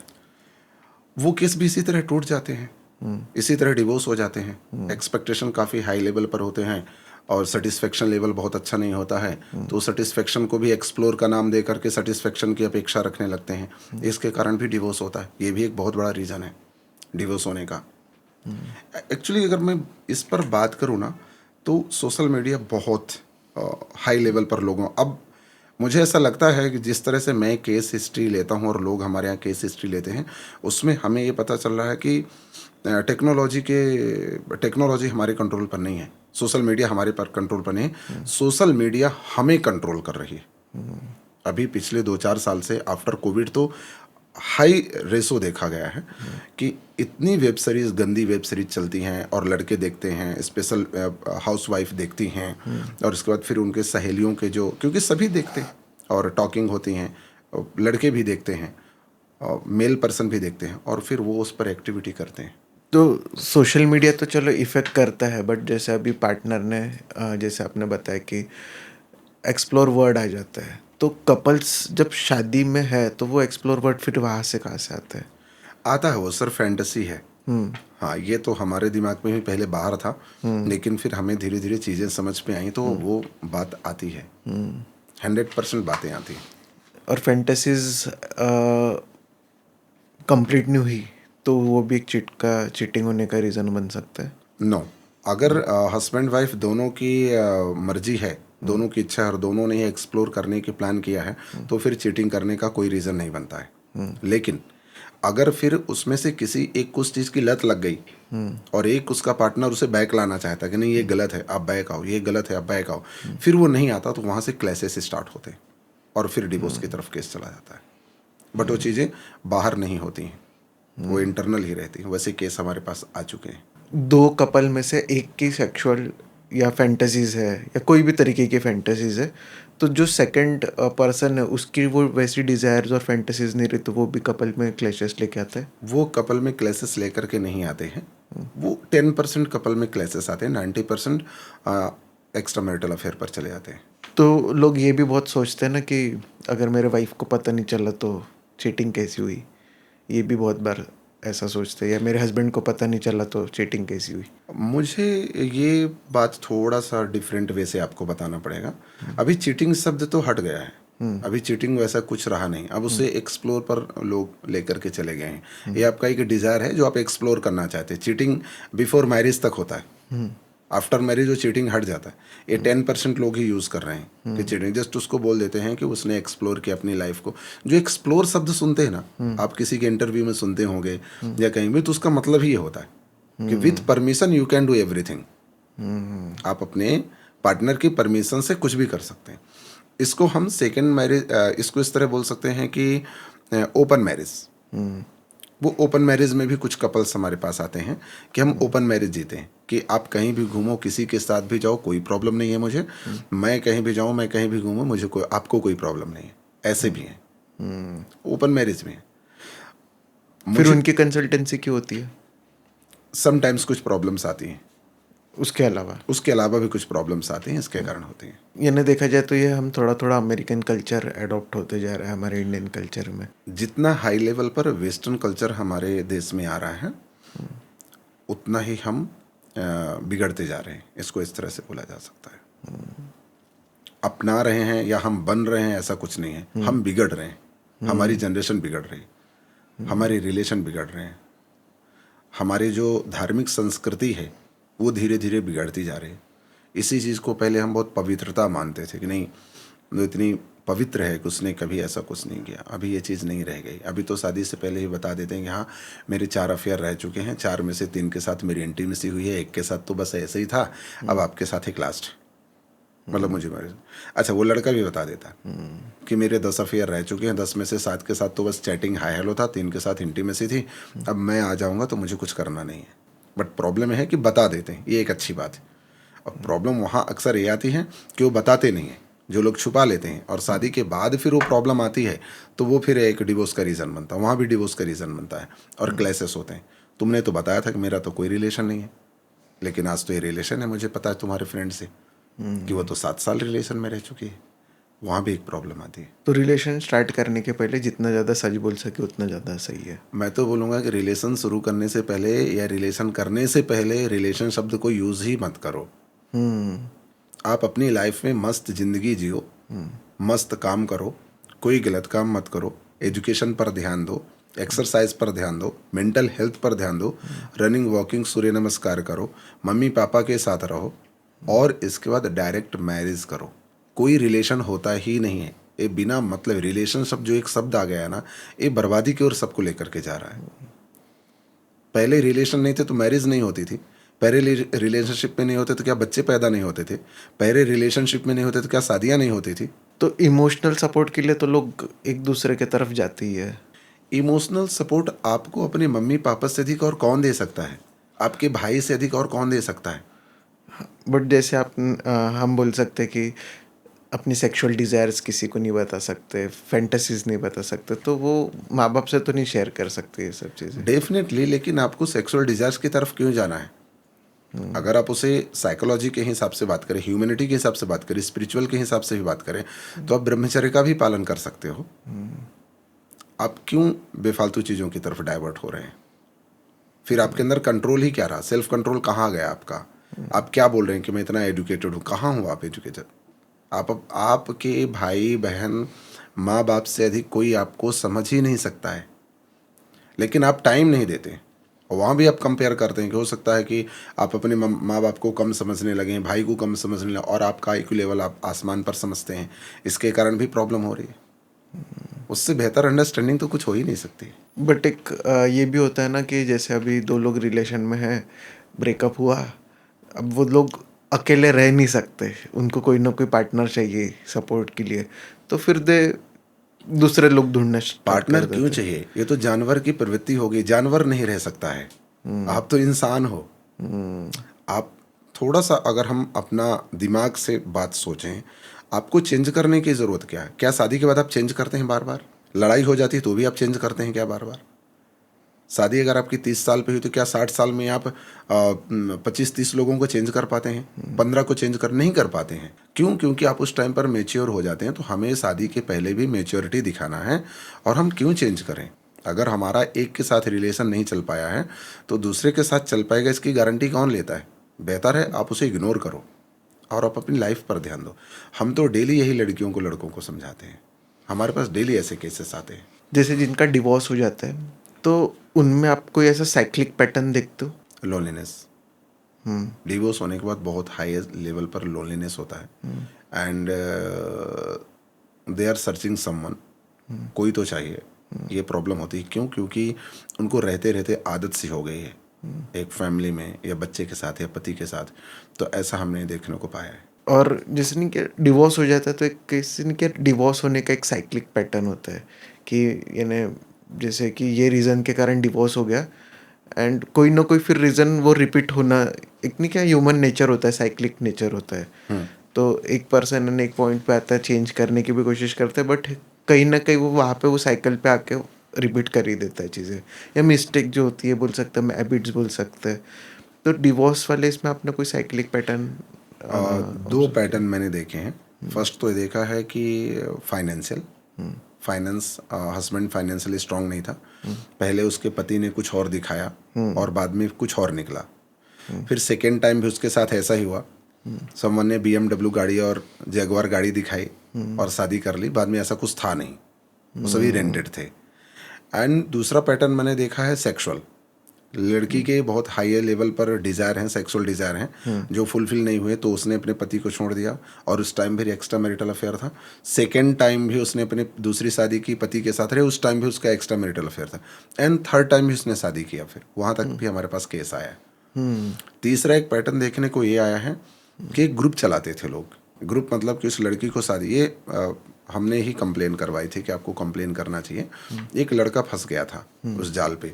तो वो लड़की बाहर से थी कहीं से, तो हरियाणा में एक शादी की, उसके साथ 5 दिन रही, फिर दूसरी शादी दिल्ली में की, उसके साथ 5 दिन। अच्छा, इसके आधार कार्ड, पैन कार्ड सब, बहुत ही खूबसूरत लड़की को यूज़ किया जाता है। और सबसे बड़ी बात यह है कि वो लड़की किसी भी अपने पति के साथ, जिनके साथ लीगल शादी हुई है, किसी के साथ जो है तो इंटीमेसी नहीं बनाई, रिलेशन फिजिकल बनाई ही नहीं। ये बहुत अच्छे, सिर्फ उसको यूज़ किया जा रहा है। लाइक एक्चुअली स्टोरी में एक हीरो है, एग्जाम्पल के अक्षय कुमार, लेकिन किसी मूवी में अक्षय कुमार का नाम अक्षय कुमार नहीं रखा गया, राजीव, शरद, मेजर, समथिंग लाइक, तो उसका नाम रखा जाता है। और इस तरह करके उसे 1 साल के अंदर 7 लोगों से शादी की और वो नागपुर में फंस गई थी एक बार। तब मुझे पता चला कि आपके साथ फ्रॉड हो रहा है। और फिर वो पुलिस केस हुआ और उसके बाद वो पूरा जालसाजी निकली। तो उस लड़की ने सब कुछ बताया कि हम पैसे के लिए, एक नया पैटर्न आया था कि मैं शादी करती हूँ और मेरे पीछे पूरा एक बहुत बड़ा सिंडिकेट, हाँ, टीम खड़ी है, वो टीम काम करती है और जिससे बिहाफ में मैच चैटिंग नहीं करती, जिसको हमें 2030 में फंसाना है, उसका टारगेट हमारा अभी है कि लड़का 24 का हो गया, इसको 27 में फंसाएंगे बिकॉज इसका बाप बहुत पैसे वाला है और बहुत इसके पास माल है। तो वहाँ तक फंसाते थे। उस टाइम पर वो लड़की नहीं होती थी, कोई और लड़की होती थी। और शादी लव मैरिज का नाम देकर, लॉन्ग डिस्टेंस का नाम दे करके फिर वो शादी करते हैं 10-5 लोगों के बीच में, और बहुत ही सुंदर लड़की का यूज़ किया जाता है। ये एक पैटर्न आया था मेरे सामने। और ऐसे कुछ सिमिलर केसेस आपके सामने हैं? जैसे आपने ये काफ़ी इंटरेस्टिंग केस बताया कि ऐसा सिचुएशन, ऐसे और भी है। पैसे के लिए डिवोर्स लोग करते हैं, लेकिन वो इस तरह से पूरा क्राइम नहीं करते। वो एक शादी करते हैं, शादी तोड़ते हैं, फिर दूसरी शादी, फिर तीसरी शादी। बट ये बहुत बड़ा नेटवर्क था कि 1 साल में 7 शादियां करना, और आप किसी के साथ आपकी फर्स्ट नाइट नहीं हुई है और बीमारी का रीज़न है, मेंसेस का रीज़न है या कुछ और रीज़न है और चल रहा है। और जॉब मैं करती हूँ, दैट्स वाई। हरियाणा वाले के साथ है तो जॉब कलकत्ता में करती है, कलकत्ता से शादी की तो जॉब हरियाणा करती है। नागपुर वाले की शादी की तो जॉब बैंकॉक है, और बैंकॉक में शादी की तो हांगकॉन्ग। क्योंकि मैं शादी करूंगी 2 दिन आऊंगी, फिर मुझे यहाँ देखना है, क्योंकि उसको पता है 1 महीने के बाद मैं उसको नोटिस भेज दूंगी। जैसे मेरा शादी का सर्टिफिकेट बन गया, मैरिज सर्टिफिकेट, तो मैं उसको नोटिस भेज दूंगी, तो उससे 10-15 लाख रुपए आ जाएगा। आपके पास जितने केसेस आते हैं, तो आप अगर लिस्ट वाइज अगर मुझे बता सकते हैं कि पहला रीज़न क्या होता है सबसे ज़्यादा डिवोर्स होने का, दूसरा, तीसरा, चौथा? शादी का पहला डिवोर्स होने का सबसे बड़ा रीज़न है झूठ। लोग झूठ बोलते हैं बहुत अधिक। सैलरी स्लिप झूठ होती है, डेट ऑफ बर्थ झूठ होता है, एज हो गया 40 साल बताते हैं 35 साल। सेम लड़कियों की तरफ से भी ऐसा होता है। एंड दूसरा होता है सेक्सुअल डिजायर्स और एक्सपेक्टेशन, और तीसरा होता है कंपेयरिंग, और चौथा होता है फैमिली प्रेशर। इन 4 चीज़ों के कारण डिवोर्स सबसे अधिक होते हैं। तो ये फर्स्ट झूठ ही है। झूठ, ओनली झूठ, ओनली झूठ, हर जगह से झूठ। लड़की बोलेगी मेरा एजुकेशन ये है, कंप्लीट फ्रॉड है। लड़का बोलेगा मेरा एजुकेशन है, कंप्लीट फ्रॉड है। फिर वो बोलते हैं नहीं मेरी सैलरी 80,000 रुपये है, सैलरी बनाई जाती है, बाद में पता चलता है स्टेटमेंट कुछ और है, 80,000 रुपये है ही नहीं, ये तो 35,000 की नौकरी करता है। सेम इसी तरह दोनों साइड से ऐसी कहानियाँ हमारे पास आती हैं। अगर लोग सच बोल पाए कि मैं अनहैप्पी हूँ, तो वो मैरिज टिक सकती है? 100%। अगर आप मुझे ये बोल देंगे कि सर मैं आपसे इस बात से परेशान हूँ, मुझे ये आदत आपकी अच्छी नहीं लगती है, राइट, तो 100% मैं उसको सुधारने की कोशिश करूँगा। बिकॉज मैं आपसे प्यार करता हूँ, मैं आपको चाहता हूँ, आप मेरे दोस्त हैं, आप मेरे मित्र हैं, आप मेरे एक बिजनेस पार्टनर हैं। तो अगर आप बता दें कि सर मुझे ऐसा लगता है कि हम ऐसा कर सकते हैं, लेकिन मुझे आपकी ये आदत पसंद नहीं आई, तो क्या इस पर सुधार किया जा सकता है? बोलने का भी एक तरीका होना चाहिए कि सामने वाले के दिल को छू जाए। ऐसा भी नहीं होना अरे क्या ऐसा वैसा, ये नहीं होना चाहिए, है ना। तो अगर इस तरह बोला जाता तो रिलेशन बहुत अच्छे टिकते हैं, और ऐसे बहुत सारे रिलेशन हैं जिन्होंने अपने बहुत अच्छे डेवलप किए। ये सब एक्सपीरियंस का पार्ट होता है, जो ये सब रिलेशन में ब्रेक होना, डिवोर्स होना, ये सब चीज़ें एक्सपीरियंस का पार्ट होता, समझा नहीं? जैसे डेस्टिनी का पार्ट होता है ये, कि जैसे हम बोल सकते हैं कि ये सोल को ये साथ, ये पर्सन के साथ मिलना ही था, इनका जुड़ना ही था, फिर टूटना था, फिर कोई और मिलना था, ये सब डेस्टिनी में भी होता है। ये कंप्लीट डेस्टिनी का ही पार्ट है। मैं यहाँ तक कि ये बात बोल सकता हूँ कि मैं आपके सामने बैठा हुआ हूँ, आज आप मुझे यहाँ बुलाए हैं, मुझे इतना टाइम यहाँ बिताना है, ये एक डेस्टिनी का पार्ट है। इसके अलावा कुछ भी नहीं है। हो सकता है मैं यहाँ से जाऊँ और गाड़ी से जा रहा हूँ, ड्राइवर ने गाड़ी गलत चला दी, मैंने गाड़ी गलत चला दी, जो भी ड्राइव कर रहा है, और मैं आपको दोबारा ना मिलूँ, ये मेरी लास्ट मुलाकात है आपसे, ऐसा भी तो हो सकता है। और कभी कभी अक्सर ऐसा भी होता है कि किसी पर्सन से आप एक्सीडेंटली मिलते हैं, लेकिन उसके साथ बॉन्डिंग ऐसी हो जाती है कि लाइफ टाइम चलती है। वो भी एक डेस्टिनी का पार्ट है।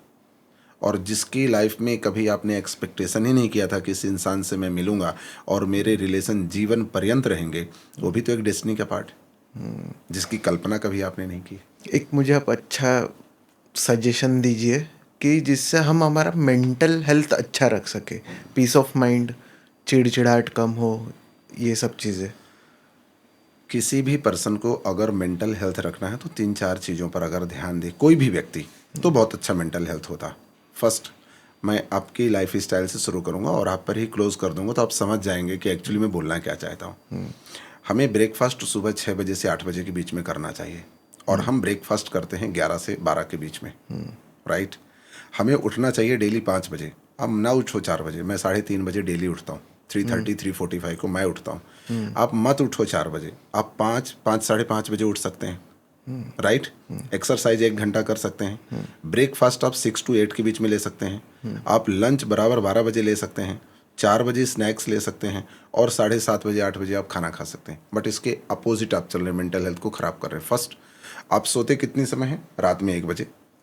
आप जगते कितनी समय है? सुबह 9 बजे, 10 बजे, कोई टाइम नहीं है। फिर आप ब्रेकफास्ट कितने समय लेते हैं? 12 बजे। फिर आपका लंच कब होता है? 4 बजे। फिर आपका डिनर कब होता है? रात में 11 बजे।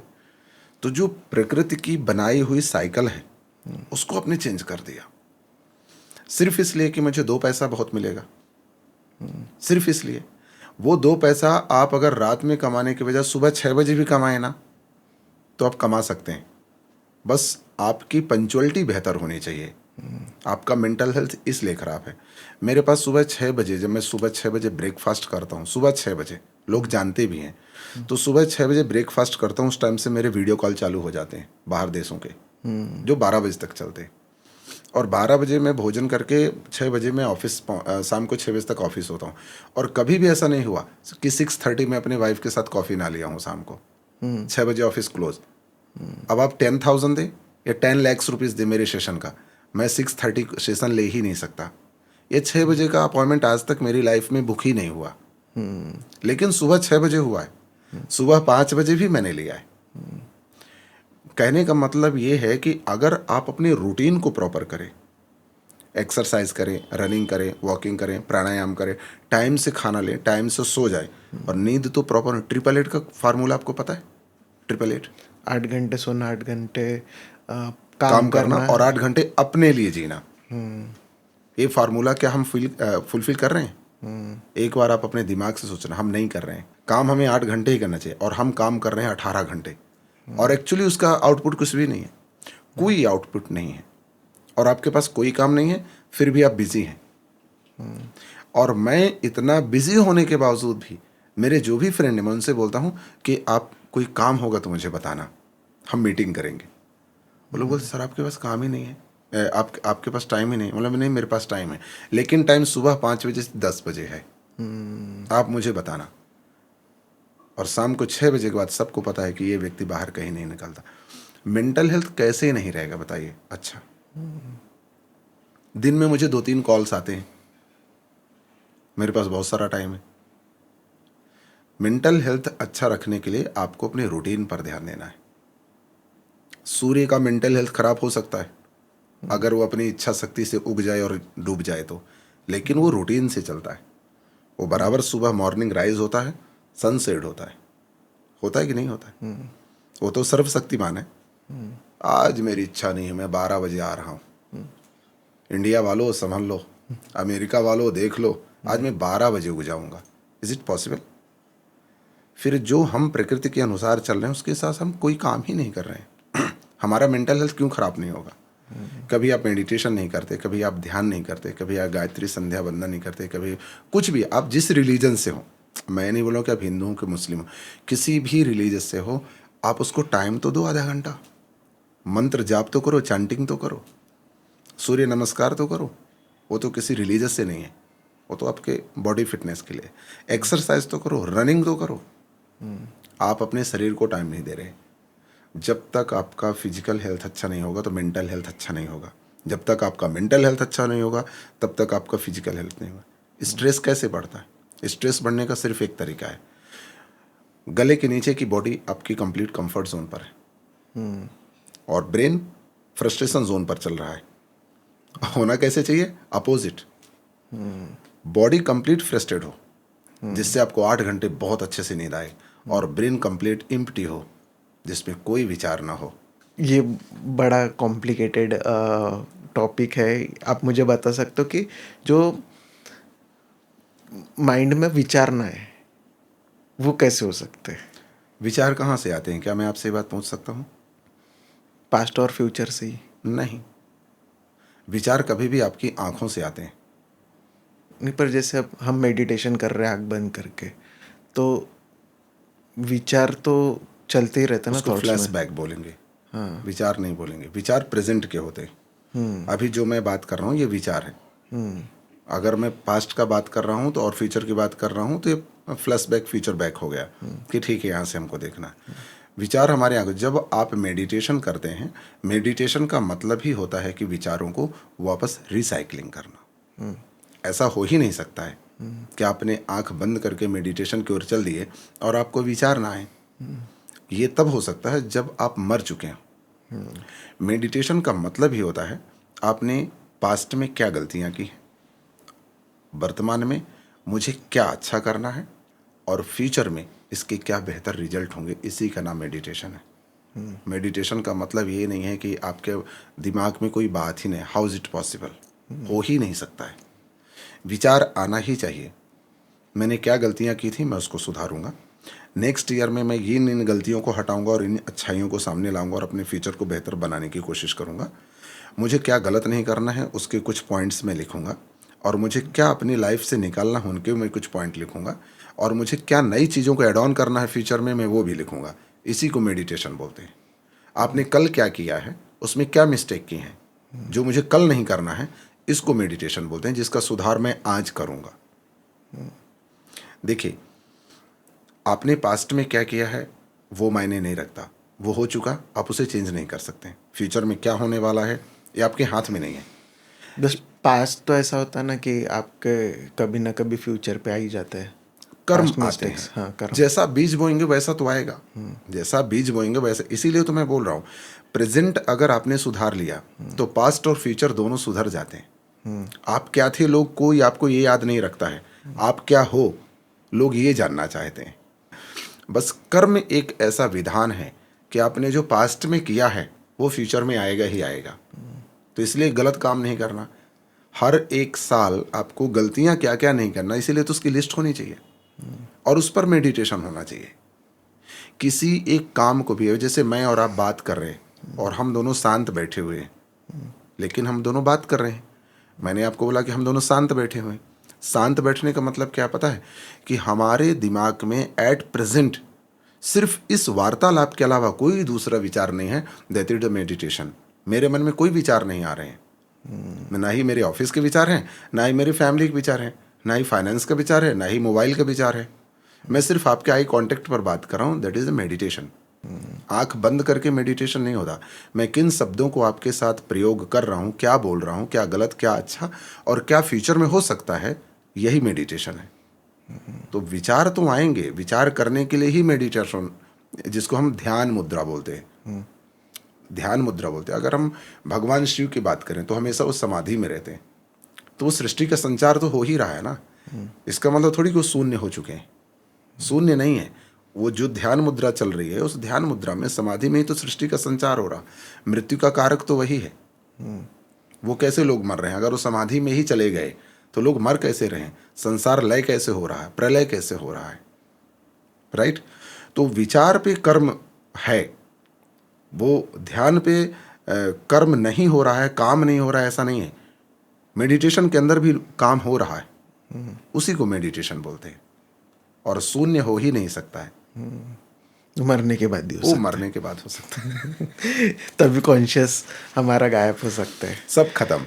जब तक आपकी आंख भी बंद हो जाए, कान भी बंद हो जाए, गला भी बंद हो जाए, सिर्फ आपकी सांस चलती हो, तब तक भी आपके अनकॉन्शियस माइंड में विचार चलते रहेंगे कि मैंने जो प्रॉपर्टी बनाई है मेरा पोता लेगा नहीं लेगा, मैंने जो धन छुपा के रखा है वो मेरी बेटी पाएगी नहीं पाएगी, मेरे मरने के बाद क्या लड़ाई करेंगे, मेरी वाइफ कहाँ जाएगी। ये उस टाइम तक भी चलता रहता है जब तक डेथ बॉडी, मतलब मरने के पहले हो। आप कहाँ मेडिटेशन की बात कर रहे हैं? आप तो जीते जागते इंसान हैं, बहुत अच्छा काम कर रहे हैं, बहुत अच्छे से हेल्दी हैं, स्वस्थ हैं, आप मेडिटेशन कर रहे हैं। आपके दिमाग में बात ही नहीं, ऐसे कैसे हो सकता है? इसके लिए तो मरना पड़ेगा। मेडिटेशन किसी भी काम को लगन से करना, एकाग्रचित्त होकर के करना, उसी को हम ध्यान मुद्रा बोलते हैं। मेडिटेशन की शुद्ध परिभाषा ये है। आपने डिवोर्स होने के तो रीजंस बता दिया मुझे। अभी एक 5 ऐसे चीज़ें जो बदलाव लानी चाहिए, ऐसे करनी चाहिए जिससे डिवोर्स ना हो और एक हैप्पी मैरिज हो सके। फर्स्ट, जो लव मैरिज का कॉन्सेप्ट है उसको प्लीज़ कंप्लीटली छोड़ करके अगर हम अपनी फैमिली और अपनी हैसियत, अपने रिलीजन्स, अपने धर्म, अपने समाज, अपने परिवार के हिसाब से शादी करते हैं तो 90% चांसेस हैं कि कभी भी डिवोर्स नहीं होगा। दूसरा है एक्सपेक्टेशंस। किसी भी तरह से ओवर एक्सपेक्टेशन मत रखो कि ऐसा है तो मुझे वो, जैसे गाना होता था, तेरे लिए मैं चांद सितारे तोड़ करके ला दूंगा, ऐसा कुछ चीज़ें होने वाली नहीं है। नींबू और संतरे भी नहीं तोड़ता है शादी होने के बाद पति, वो आपको ही तोड़ना पड़ता है। तो अगर वो डिज़ायर्स और एक्सपेक्टेशन हटा दें, and any types of third desires, बहुत हाई लेवल पर नहीं, जो आपकी इनकम है, जो आपकी परवरिश है, जो आपका परिवार है, जो आपकी हैसियत है, उससे 50% आप अपनी डिज़ायर्स रखें कि हमें इतना ही करना है। एंड फोर्थ नंबर, कि जितनी आपकी इनकम है, खर्च आपका 50% होना चाहिए। अभी हम क्या कर रहे हैं, डिवोर्स होने का रीज़न क्या है कि खर्च, इनकम हमारी 100 रुपये है और हमारा खर्च 150 रुपये हो रहा है। ये साल भर 2 साल आप सर्वाइव कर पाते हैं, उसके बाद तो फिर लोन आपके ऊपर आ जाता है। फिर पति को हार्ड वर्क करना पड़ता है, बीवी घर पे अकेले रहती है, ये कि फिर बीवी को मजबूरन नौकरी करनी पड़ती है क्योंकि लोन आ गया। फिर वहाँ से क्लैशेस स्टार्ट होते हैं, लड़ाइयाँ होती हैं और डिवोर्स हो जाता है। और उस टाइम पर तुम्हारी गलती थी और तुम्हारी गलती थी, ब्लेमिंग गेमिंग होता है। लेकिन एक्चुअली ये कोई एक्सेप्ट नहीं करता, नहीं ये हम दोनों की गलती थी और हम दोनों ही से साल भर में क्लोज करेंगे, ये बात नहीं होती। और उसमें 90% गलती बॉय की हो जाती है, ये तुमने किया क्यों? क्योंकि अभी भी हमारा देश या हमारी धरती पुरुष प्रधान है, गलतियां आपको ही लेना है, औरत लेने वाली नहीं है, आपने ही कुछ सब कुछ किया है। यही 4 रीज़न है, अगर इनसे सुधार किया जाए तो डिवोर्स के रेशो बहुत कम हो जाएंगे। डिजायर्स को कैसे कम कर सकते हैं? डिज़ायर्स को कम करने के लिए एक्सपेक्टेशन पहले कम करना है, और एक्सपेक्टेशन को कम करने के लिए सोशल मीडिया और दिखावे से दूर जाना है। दिखावे से जब आप कंप्लीट आप दूर होने के लिए आपको थोड़ा सा स्पिरिचुअल पर एक्टिव होना है। स्पिरिचुअल पर एक्टिव होने के लिए आपको उसके लिए टाइम देना पड़ेगा, और वो टाइम देने के लिए आपको वो टाइम यूज़ करना पड़ेगा जो टाइम आप अपने सोने में बिताते, तब आपके डिज़ायर्स ऑटोमेटिक कम हो जाएंगे। एक माँ बाप अपने बच्चों से एक्सपेक्टेशंस रखते हैं, एक बच्चा अपने माँ बाप से एक्सपेक्टेशन रखता है, हर कोई यानी कपल अपने बॉयफ्रेंड से गर्लफ्रेंड से सब एक्सपेक्टेशन रखते हैं, दुनिया चलती ही उस एक्सपेक्टेशन पे है। एक्सपेक्टेशन कपल्स में होता है, गर्लफ्रेंड बॉयफ्रेंड में होता है, बाप और बेटे में एक्सपेक्टेशन होते ही नहीं है। माँ और बेटे में और बेटी में एक्सपेक्टेशन नहीं होते, वहाँ पर वो जिम्मेवारी शब्द आता है, एक्सपेक्टेशन नहीं आता। मुझे मेरे बेटे के लिए कुछ करना है तो ये मेरी जिम्मेवारी है, मुझे मेरे पापा को कुछ लेकर के देना ये मेरी जिम्मेवारी, रिस्पॉन्सिबिलिटी है। मेरी माँ मेरे लिए कर रही है वो एक्सपेक्टेशन नहीं है, और मेरी माँ मुझसे कुछ मांग रही है वो एक्सपेक्टेशन नहीं है, वो जिम्मेवारी है। मैं माँ को दूंगा, ये मेरी जिम्मेवारी है। हर महीने 20,000 रुपये मम्मी के हाथ में होना चाहिए पर्सनल खर्च के लिए, उसमें से सेविंग भी कर लेना। इसके बावजूद भी घर खर्च मैं कर रहा हूँ, मेडिकली मैं करा के रखा हूँ, गाड़ी मैं दिया हूँ, सब व्यवस्था में, फिर भी 20,000 रुपये ये मेरी जिम्मेवारी है, ये उसके एक्सपेक्टेशन नहीं है। और मैं कहीं चला जाता हूँ, मुझे कोई परेशानी आती है तो मेरी मम्मी मेरे लिए प्रार्थना करती है, ये उसका फर्ज है, ये मेरे एक्सपेक्टेशन नहीं है कि मम्मी मेरे लिए प्रार्थना करना। क्यों? ये उसकी जिम्मेवारी है। हाँ, मैं आपके साथ बैठा हूँ, ये मेरे एक्सपेक्टेशन है। आप मेरे साथ बैठे हैं, ये मेरे एक्सपेक्टेशन, क्योंकि हम स्वार्थ के लिए बैठे हैं। That is practical, okay. इस स्वार्थ, मैं, मेरी गर्लफ्रेंड होगी, मेरा बॉयफ्रेंड होगा, जो भी होगा, ये एक्सपेक्टेशन है, क्योंकि वहाँ आपका जो संबंध है ना वो दिल से नहीं है, वो दिमाग से है, इसलिए एक्सपेक्टेशन है। जहाँ दिल से संबंध हो जाते हैं ना, वहाँ एक्सपेक्टेशन नहीं, वहाँ जिम्मेवारियाँ होती हैं। मेरे बेटे के साथ क्या एक्सपेक्टेशन रहेंगे, मेरी बेटी के साथ क्या एक्सपेक्ट, चाहे वो कलेक्टर ही बन जाए, चाहे वो IAS IPS IFS IRS कुछ भी बन जाए, लाइफ में कभी भी मेरे लिए मुझे उससे कोई एक्सपेक्टेशन नहीं रहेंगे। तुम पैसा कमाती हो अपने पास रखो, तुम पैसा कमाते हो अपने पास रखो, मैं तुम्हारी शादी करके दूंगा, ये मेरी जिम्मेवारी है। हाँ, अगर मेरे पास नहीं है तो फिर इतने योग्य हो तो उठा लो खर्च, ये उसकी जिम्मेवारी है, ना कि एक्सपेक्टेशन है। जिम्मेवारी और अपेक्षा दोनों में जमीन आसमान का फर्क है। अपेक्षा वहाँ रखी जाती है जहाँ आपका दिल का रिश्ता न हो, और जिम्मेवारी वहाँ रखी जाती है, वहाँ होती है जहाँ दिल से रिश्ता होता है। फिर शादी एक्सपेक्टेशन से होती है, जिम्मेदारी से? एक्सपेक्टेशन होती है, वहाँ प्रॉब्लम आती है। शादी जहाँ जिम्मेवारी से होगी, एग्जाम्पल के लिए मेरी शादी हुई, मेरी शादी मेरे माँ बाप ने किया, परिवार ने किया, समाज ने किया, मैंने चूज किया, वो मेरी जिम्मेवारी है। और जहां सिर्फ मैंने चूज कर लिया है वो एक्सपेक्टेशन है, क्योंकि ना माँ बाप हैं, ना मेरा समाज है, ना मेरा परिवार है, कोई नहीं है, तो वो एक्सपेक्टेशन है। और एक्सपेक्टेशन 100% खरा नहीं उतरता है, वहाँ आपको बहुत जगह धोखे खाने पड़ते हैं। और जिम्मेवारी 100% खरी उतरती है, 100% खरी उतरेगी। आप मुझसे एक्सपेक्ट कर लीजिए, आप किसी को मारने जा रहे हैं, किसी का मर्डर करने जा रहे हैं, आप मुझसे एक्सपेक्ट करते हैं यार वो मेरे दोस्त हैं, आ जाएंगे। इज़ इट पॉसिबल 100% मैं आऊँगा? लेकिन अगर आपके पापा को पता हो और आपके भाई को पता हो कि यार उसका मर्डर करने के लिए निकला है, पिस्टल लिया, तलवार लिया है, ये आप उम्मीद भी नहीं रखेंगे कि वो नहीं आएंगे, लेकिन वो वहाँ पहले पहुँचेंगे और आपको रोक देंगे, गलत है, रुको। क्यों? वो एक्सपेक्टेशन नहीं थी, वो जिम्मेवारी थी उनकी। तो जिम्मेवारी और अपेक्षा, एक्सपेक्टेशन, दोनों में ज़मीन आसमान का फ़र्क है। ये हमें समझना पड़ेगा, इसके कारण ही प्रॉब्लम हो रही है। हम हर चीज़ को एक्सपेक्टेशन, मेरी माँ एक्सपेक्ट करती है, मेरे पापा एक्सपेक्ट करते, मेरा भाई, ये एक्सपेक्ट वाली रिलेशन नहीं है सर, आप गलत बात कर रहे हैं, हमें ये समझना चाहिए। और जैसे अभी हमने एक बात की थी कि बच्चों ने माँ बाप से माँ बाप की बात मान लेनी चाहिए शादी करने के लिए, कि अगर माँ बाप खुश नहीं है, फिर माँ बाप की भी ऐसी जिम्मेदारी नहीं बनती कि अगर मेरा लड़का है वो उस लड़की के साथ रह के खुश होता है, तो वो उनकी जिम्मेदारी नहीं हुई कि वो उनको उसको अपने लड़के को सपोर्ट करे? इसको दो तरीके से देखा जाएगा, मैं आपको वो बता देता हूँ। फर्स्ट, अगर माँ बाप के, मेरे पापा हैं तो मेरे से 30 साल बड़े हैं, 25 साल, क्योंकि हम 25 ईयर का गैप जनरेशन ले लेते हैं, राइट। तो उन्होंने 25 साल की ज़िंदगी अच्छी देखी है, मेरे से तो एक्सपीरियंस, आपके बड़े भाई को भी थोड़ा बहुत, उनको समाज का भी एक्सपीरियंस है। जिसको आपने पसंद किया है, अगर वो उस लायक है तो आपके माँ बाप कभी भी गलत नहीं बोलेंगे, उसको एक्सेप्ट कर लेंगे। लेकिन जहाँ उन्हें लगेगा कि नहीं ये गलत है, हम अदर रिलीजियस पे नहीं जा सकते, हम दूसरे समाज पे नहीं जा सकते, हम दूसरे जाति पर नहीं जाते, दूसरे धर्म, क्योंकि मैं आपको पहले ही बता था, जनरेशन गैप, एजुकेशन गैप और एक्सपेक्टेशन गैप अभी भी हमारे समाज में बहुत हाई लेवल पर है, और ये लाइफ टाइम रहेगा, ये ख़त्म होने वाला नहीं है। जनरेशन गैप आपके और आपके बच्चों के बीच में भी आएगा, मेरे और मेरे बच्चे के बीच में भी है, मेरे पापा और मुझ पर भी है, राइट। तो अगर उन्हें लगेगा कि नहीं ये सही है, तो बहुत सारे ऐसे पेरेंट्स हैं जिन्होंने एक्सेप्ट किया है बेटे की बात को, हमारे पास है, क्योंकि उन्होंने 2-3 चीज़ों का ख्याल रखा है। समाज हमारे लेवल का होना चाहिए, उनके माँ बाप ने सीखा, मेरा बेटा भी है 15 साल का, मैं उसको बोल के रखा हूँ, आपको लव मैरिज करना है करेंगे, लेकिन 3 क्राइटेरिया है, वो मैं यहाँ बोलना पसंद नहीं करूँगा। उन तीनों क्राइटेरिया पर आप रहो और आप लव मैरिज कर लो, मैं एक्सेप्ट कर लूँगा। हमें भी चांस रखना कि हम कुछ देख सकें कि हाँ ये सही है ये गलत है। लास्ट मोमेंट पर मत बताना, क्योंकि कैंसर जब लास्ट स्टेज पर होता है तो कोई चांस नहीं होता। फर्स्ट स्टेज पर बताना, मे बी हम वहाँ करेक्शन कर सकें कि ये सही है कि गलत है। तो बहुत सारे पेरेंट्स ने एक्सेप्ट किया अपने बच्चों की बात, ऐसे नहीं कि एक्सेप्ट नहीं किया है, करते भी हैं।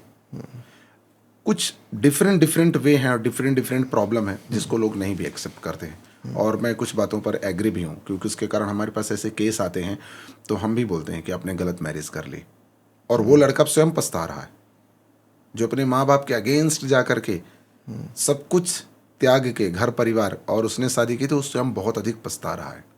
कैसे आइडेंटिफाई कर सकते हैं कि आपने गलत मैरिज कर ली?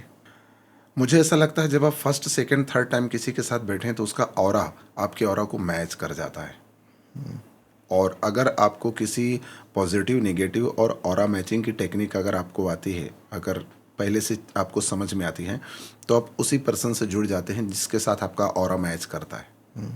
अक्सर आप देखेंगे अननोन पर्सन के साथ भी आप देखेंगे तो ऐसा होता है। लेकिन कुछ लोग ऐसे होते हैं जो हमारे रिलेटिव होते हैं, हमारे रिश्तेदार होते हैं, हमारे घर परिवार में होते हैं, उनके साथ भी आपका ऑरा मैच नहीं करता, दुश्मनी फील होती है, अरे यार ये तो मेरा सबसे बड़ा शत्रु, राइट। इसी तरह जब हम रिलेशन में जाते हैं ना, तो उन लड़कियों के साथ हमारा ऑरा बहुत अच्छा मैच होता है। अगर आपके मम्मी पापा एक बार भी उससे मिल लिए ना, उसका ऑरा इतना क्लियर होगा कि आपकी मम्मी बोलेगी नहीं ठीक है, एग्री। अब आप किसी ऐसी लड़की से शादी कर लिए हैं जो बहुत अधिक नेगेटिव है, लेकिन आप भी नेगेटिव हैं, इसलिए आपका ऑरा उससे मैच कर गया, लेकिन माँ बाप को तो पता है कि मेरा बेटा तो पागल ही है, लेकिन ये पागल इस पागल के चक्कर में क्यों पड़े, तो निकालने की कोशिश करते हैं, और आप निकलना नहीं चाहते क्योंकि आपका ऑरा मैच हो गया ना, तो आप निकलना नहीं चाहेंगे, तो फिर माँ बाप उसके अगेंस्ट चले जाते हैं। फिर आपकी फीलिंग्स का क्या ख्याल रखें, क्योंकि आप ये ख्याल नहीं रखना चाहते हैं कि मेरे माँ बाप है, मेरे अच्छे के लिए चाहते हैं। तो ऑरा इम्पोर्टेंट रोल प्ले करता है, बहुत इंपॉर्टेंट रोल करता है। अभी मैं आपके साथ बैठा हूँ तो मैं तो आपसे फर्स्ट टाइम मिला हूँ, लेकिन आप मेरे ऑरा को कहीं ना कहीं थोड़ा सा एक्सेस कर पाते हैं, नहीं ये आदमी कैसा है, मैं कर पाता हूँ ये आदमी। हम इस जगह पर बैठे हैं, यहाँ की नेगेटिविटी पॉजिटिविटी पता चलती है। उसी तरह हर इंसान के अंदर एक ऑरा होता है, अगर हम उसको प्रॉपर तरीके से समझ सकें तो बहुत अच्छा हो जाता है, और उससे हमारी लाइफ अच्छी हो जाती है। क्या फैमिली हमेशा सही होती है वाली थिंकिंग रिलेशनशिप को खराब कर सकती है? नहीं, फैमिली हमेशा सही नहीं होती। फैमिली भी, और कभी कभी फैमिली के हिसाब से अगर देखेंगे तो कुछ पेरेंट्स भी सही नहीं होते, जिसके कारण रिलेशन खराब होते हैं। हमें इस बात का भी ध्यान देना पड़ता है। इसलिए आपने फर्स्ट जब क्वेश्चन किया था तो मैंने ये बात बोला था कि मम्मी और वाइफ दोनों की गलतियों को हमें सामने रख करके और दोनों को प्रॉपर तरीके से एक्सप्लेन करके समझा करके उनको साइड करना चाहिए। कभी कभी माँ बाप भी गलत होते हैं। मेरे साथ अभी एक इंसिडेंट हुआ था कि उस लड़की को उसकी माँ बाप ने पहले हाँ बोल दिया था और लड़के ने दूसरा शादी कर लिया। लड़की बहुत अच्छी थी, क्योंकि मैं उससे पर्सनल मिला हूँ, मेरा पूरा स्टाफ मिला है। बहुत अच्छी लड़की है और लड़का भी बहुत अच्छा है, कोई प्रॉब्लम नहीं। लेकिन वो ईगो क्लैसेस कि मैंने बोला था तो उस लड़की से इसने शादी नहीं किया और इसने इसको ला लिया, राइट। तो इतनी अधिक प्रॉब्लम क्रिएट कर दी गई कि फिर लास्ट में उस लड़की का डिवोर्स हुआ। लेकिन लड़की बहुत अच्छी थी, बहुत अच्छी थी। सुंदर एक अलग चीज़ है, लेकिन जो हार्ट से अच्छा होता ना, बहुत अच्छी लड़की थी। फिर उसका डिवोर्स हो गया। फिर लड़के ने अभी तक शादी नहीं किया, 7-8 साल हो गए। बिजनेस यानी बिजनेस फैमिलीज में यूजुअली ऐसा होता है कि पिताजी का पूरा सिक्का चलता है फैमिली में कि वो जैसा बोलेंगे वैसा ही होगा, क्योंकि ही controls most of the finances. तो ये रीज़न में कैसा कि लड़के भी अपने माँ बाप का जहाँ पे वो गलत हो वो बोल नहीं पाते। मुझे ऐसा लगता है ये पहले होता था, अभी नहीं हो रहा। अभी मतलब 90% नहीं हो रहा। रीज़न ये है कि अब सभी लड़के नौकरी करने के बाद शादी कर रहे हैं या बिजनेस करने के बाद शादी कर रहे हैं। ये पहले ऐसा होता था। अगर आज से मैं 20-25 साल पहले की हिस्ट्री पढ़ता हूँ, मैं उतना बड़ा तो नहीं था, लेकिन हाँ मुझे 2005-2000 की बातें बहुत अच्छे से याद है कि पहले ऐसा होता था। क्योंकि तब शादी तब कर दी जाती थी जब लड़के की कोई इनकम नहीं होती थी और जो रूलिंग पार्टी होती थी फादर होते थे, पूरे घर को रूल करते थे। तब ऐसी सिचुएशन होती थी। अभी तो ऐसे मेरे सामने कोई ऐसी बात नहीं आई है। एक जैसे कभी कभी जो लड़के रहते वो अपने माँ को ज़्यादा, घर फैमिली वालों को ज़्यादा इम्पोर्टेंस देने लग जाते, तो जो वाइफ होती है उनमें भी वो ऐसी इनसिक्योरिटीज़ फील होने लग जाती कि मेरे हस्बैंड तो मेरी केयर ही नहीं करते, फैमिली ही फर्स्ट हो जाती है उनके लिए। ये वही लड़की ऐसा फील कर सकती है जिसकी अपने मायके में, मतलब मम्मी के यहाँ, उसके फादर ने कभी भी अपने माँ बाप का ध्यान ना दिया हो। ये संस्कार की बात है। अगर उसके फादर ने उनकी मम्मी का भी ध्यान दिया है और अपने पेरेंट्स का भी ध्यान दिया है, तो उसे यहाँ प्रॉब्लम नहीं होगी ही नहीं, क्योंकि उसको पता है कि जितना मैं उसके लिए हूँ उतना उसके माँ बाप है। लेकिन अगर उसके पापा को उसकी माँ ने कंट्रोल करके रखा था और उसके फादर अपने फादर और मदर का ध्यान ही नहीं रखे, तो बेटी को तो कुछ पता ही नहीं है। बेटी के दिमाग में तो यही है कि पति मतलब अपना, समझ रहे हैं? तो वो प्रॉब्लम होती है। और जैसे क्या होता है कि कभी कभी जो लड़कियां शादी करके चले जाती है, बट वो अपने फैमिली जो उनका मायका होता है उसमें बहुत ज़्यादा इन्वॉल्व रहती है, तो इससे भी फैमिली में यानी हस्बैंड वाइफ में क्लैशेस और फैमिली में लास्ट मोमेंट पर वो डिवोर्स हो जाता है। अगर क्लास मायके से चल रही है तो बहुत दिन तक वो ट्यूशन क्लास नहीं चल पाएगी, वो बंद हो जाएगी। नहीं, क्लास अगर मायके से भी नहीं, बट वो लड़की भी मायके में बहुत इन्वॉल्व हो रही है। मतलब वही हो गया। हाँ, मतलब ही वही है कि अगर आप ससुराल का ध्यान नहीं दे रही हो, मायके पर ध्यान दे रही हो, वो किसी के लिए भी हो, पूरा ध्यान आपका वहाँ है, तो शादी ब्रेक होने वाली है बहुत जल्दी। कौन सी अनमेट डिज़ायर्स होती है या एक्सपेक्टेशंस होती है जिसके कारण फ्रस्ट्रेशन, झगड़े वगैरह होना स्टार्ट हो जाते हैं? बहुत सारे हैं, डिफरेंट। हर एक पर्सन के अलग अलग डिज़ायर और एक्सपेक्टेशंस हैं, जिसको एक्सप्लेन करना थोड़ा मुश्किल होगा।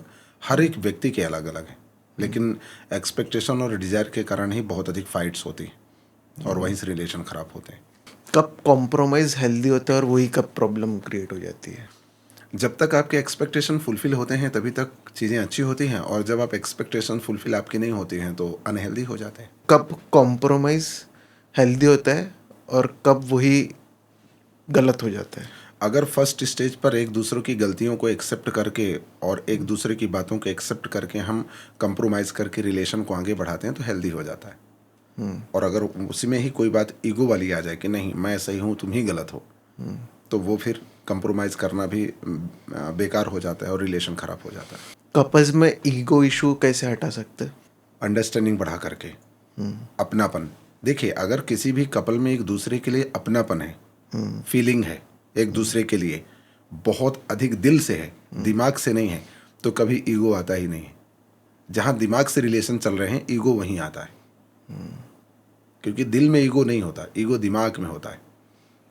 और रिलेशन अगर दिमाग से चल रहे हैं तो ईगो आना तो नॉर्मल है।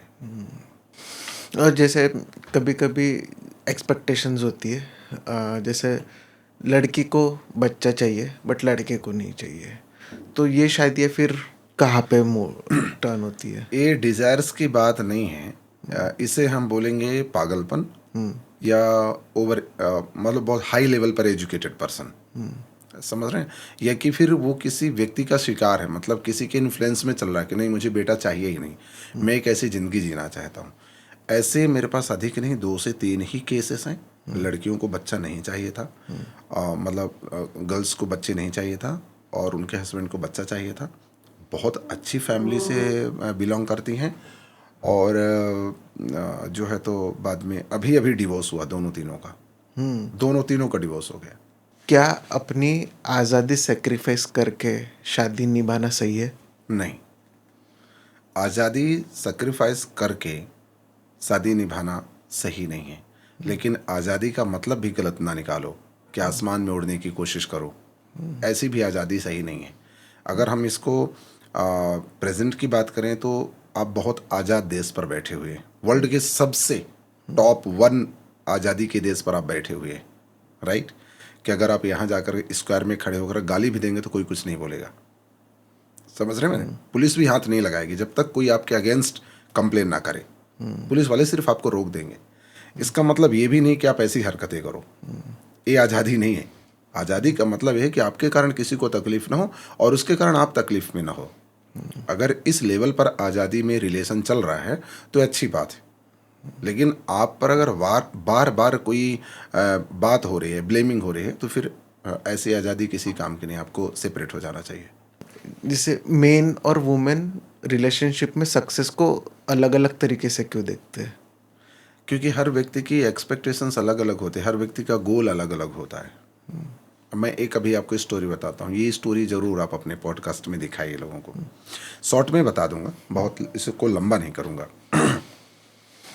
एक बहुत ही खूबसूरत लड़की है, बहुत ही खूबसूरत लड़की है, उम्र नहीं होगी, अभी होगी 28 साल, आज से 4 साल पहले की घटना है। उस लड़की को आप देख लेंगे तो आपको लगेगा उसको कोई प्रॉब्लम नहीं है, लेकिन उस लड़की को हजारों बीमारियां हैं।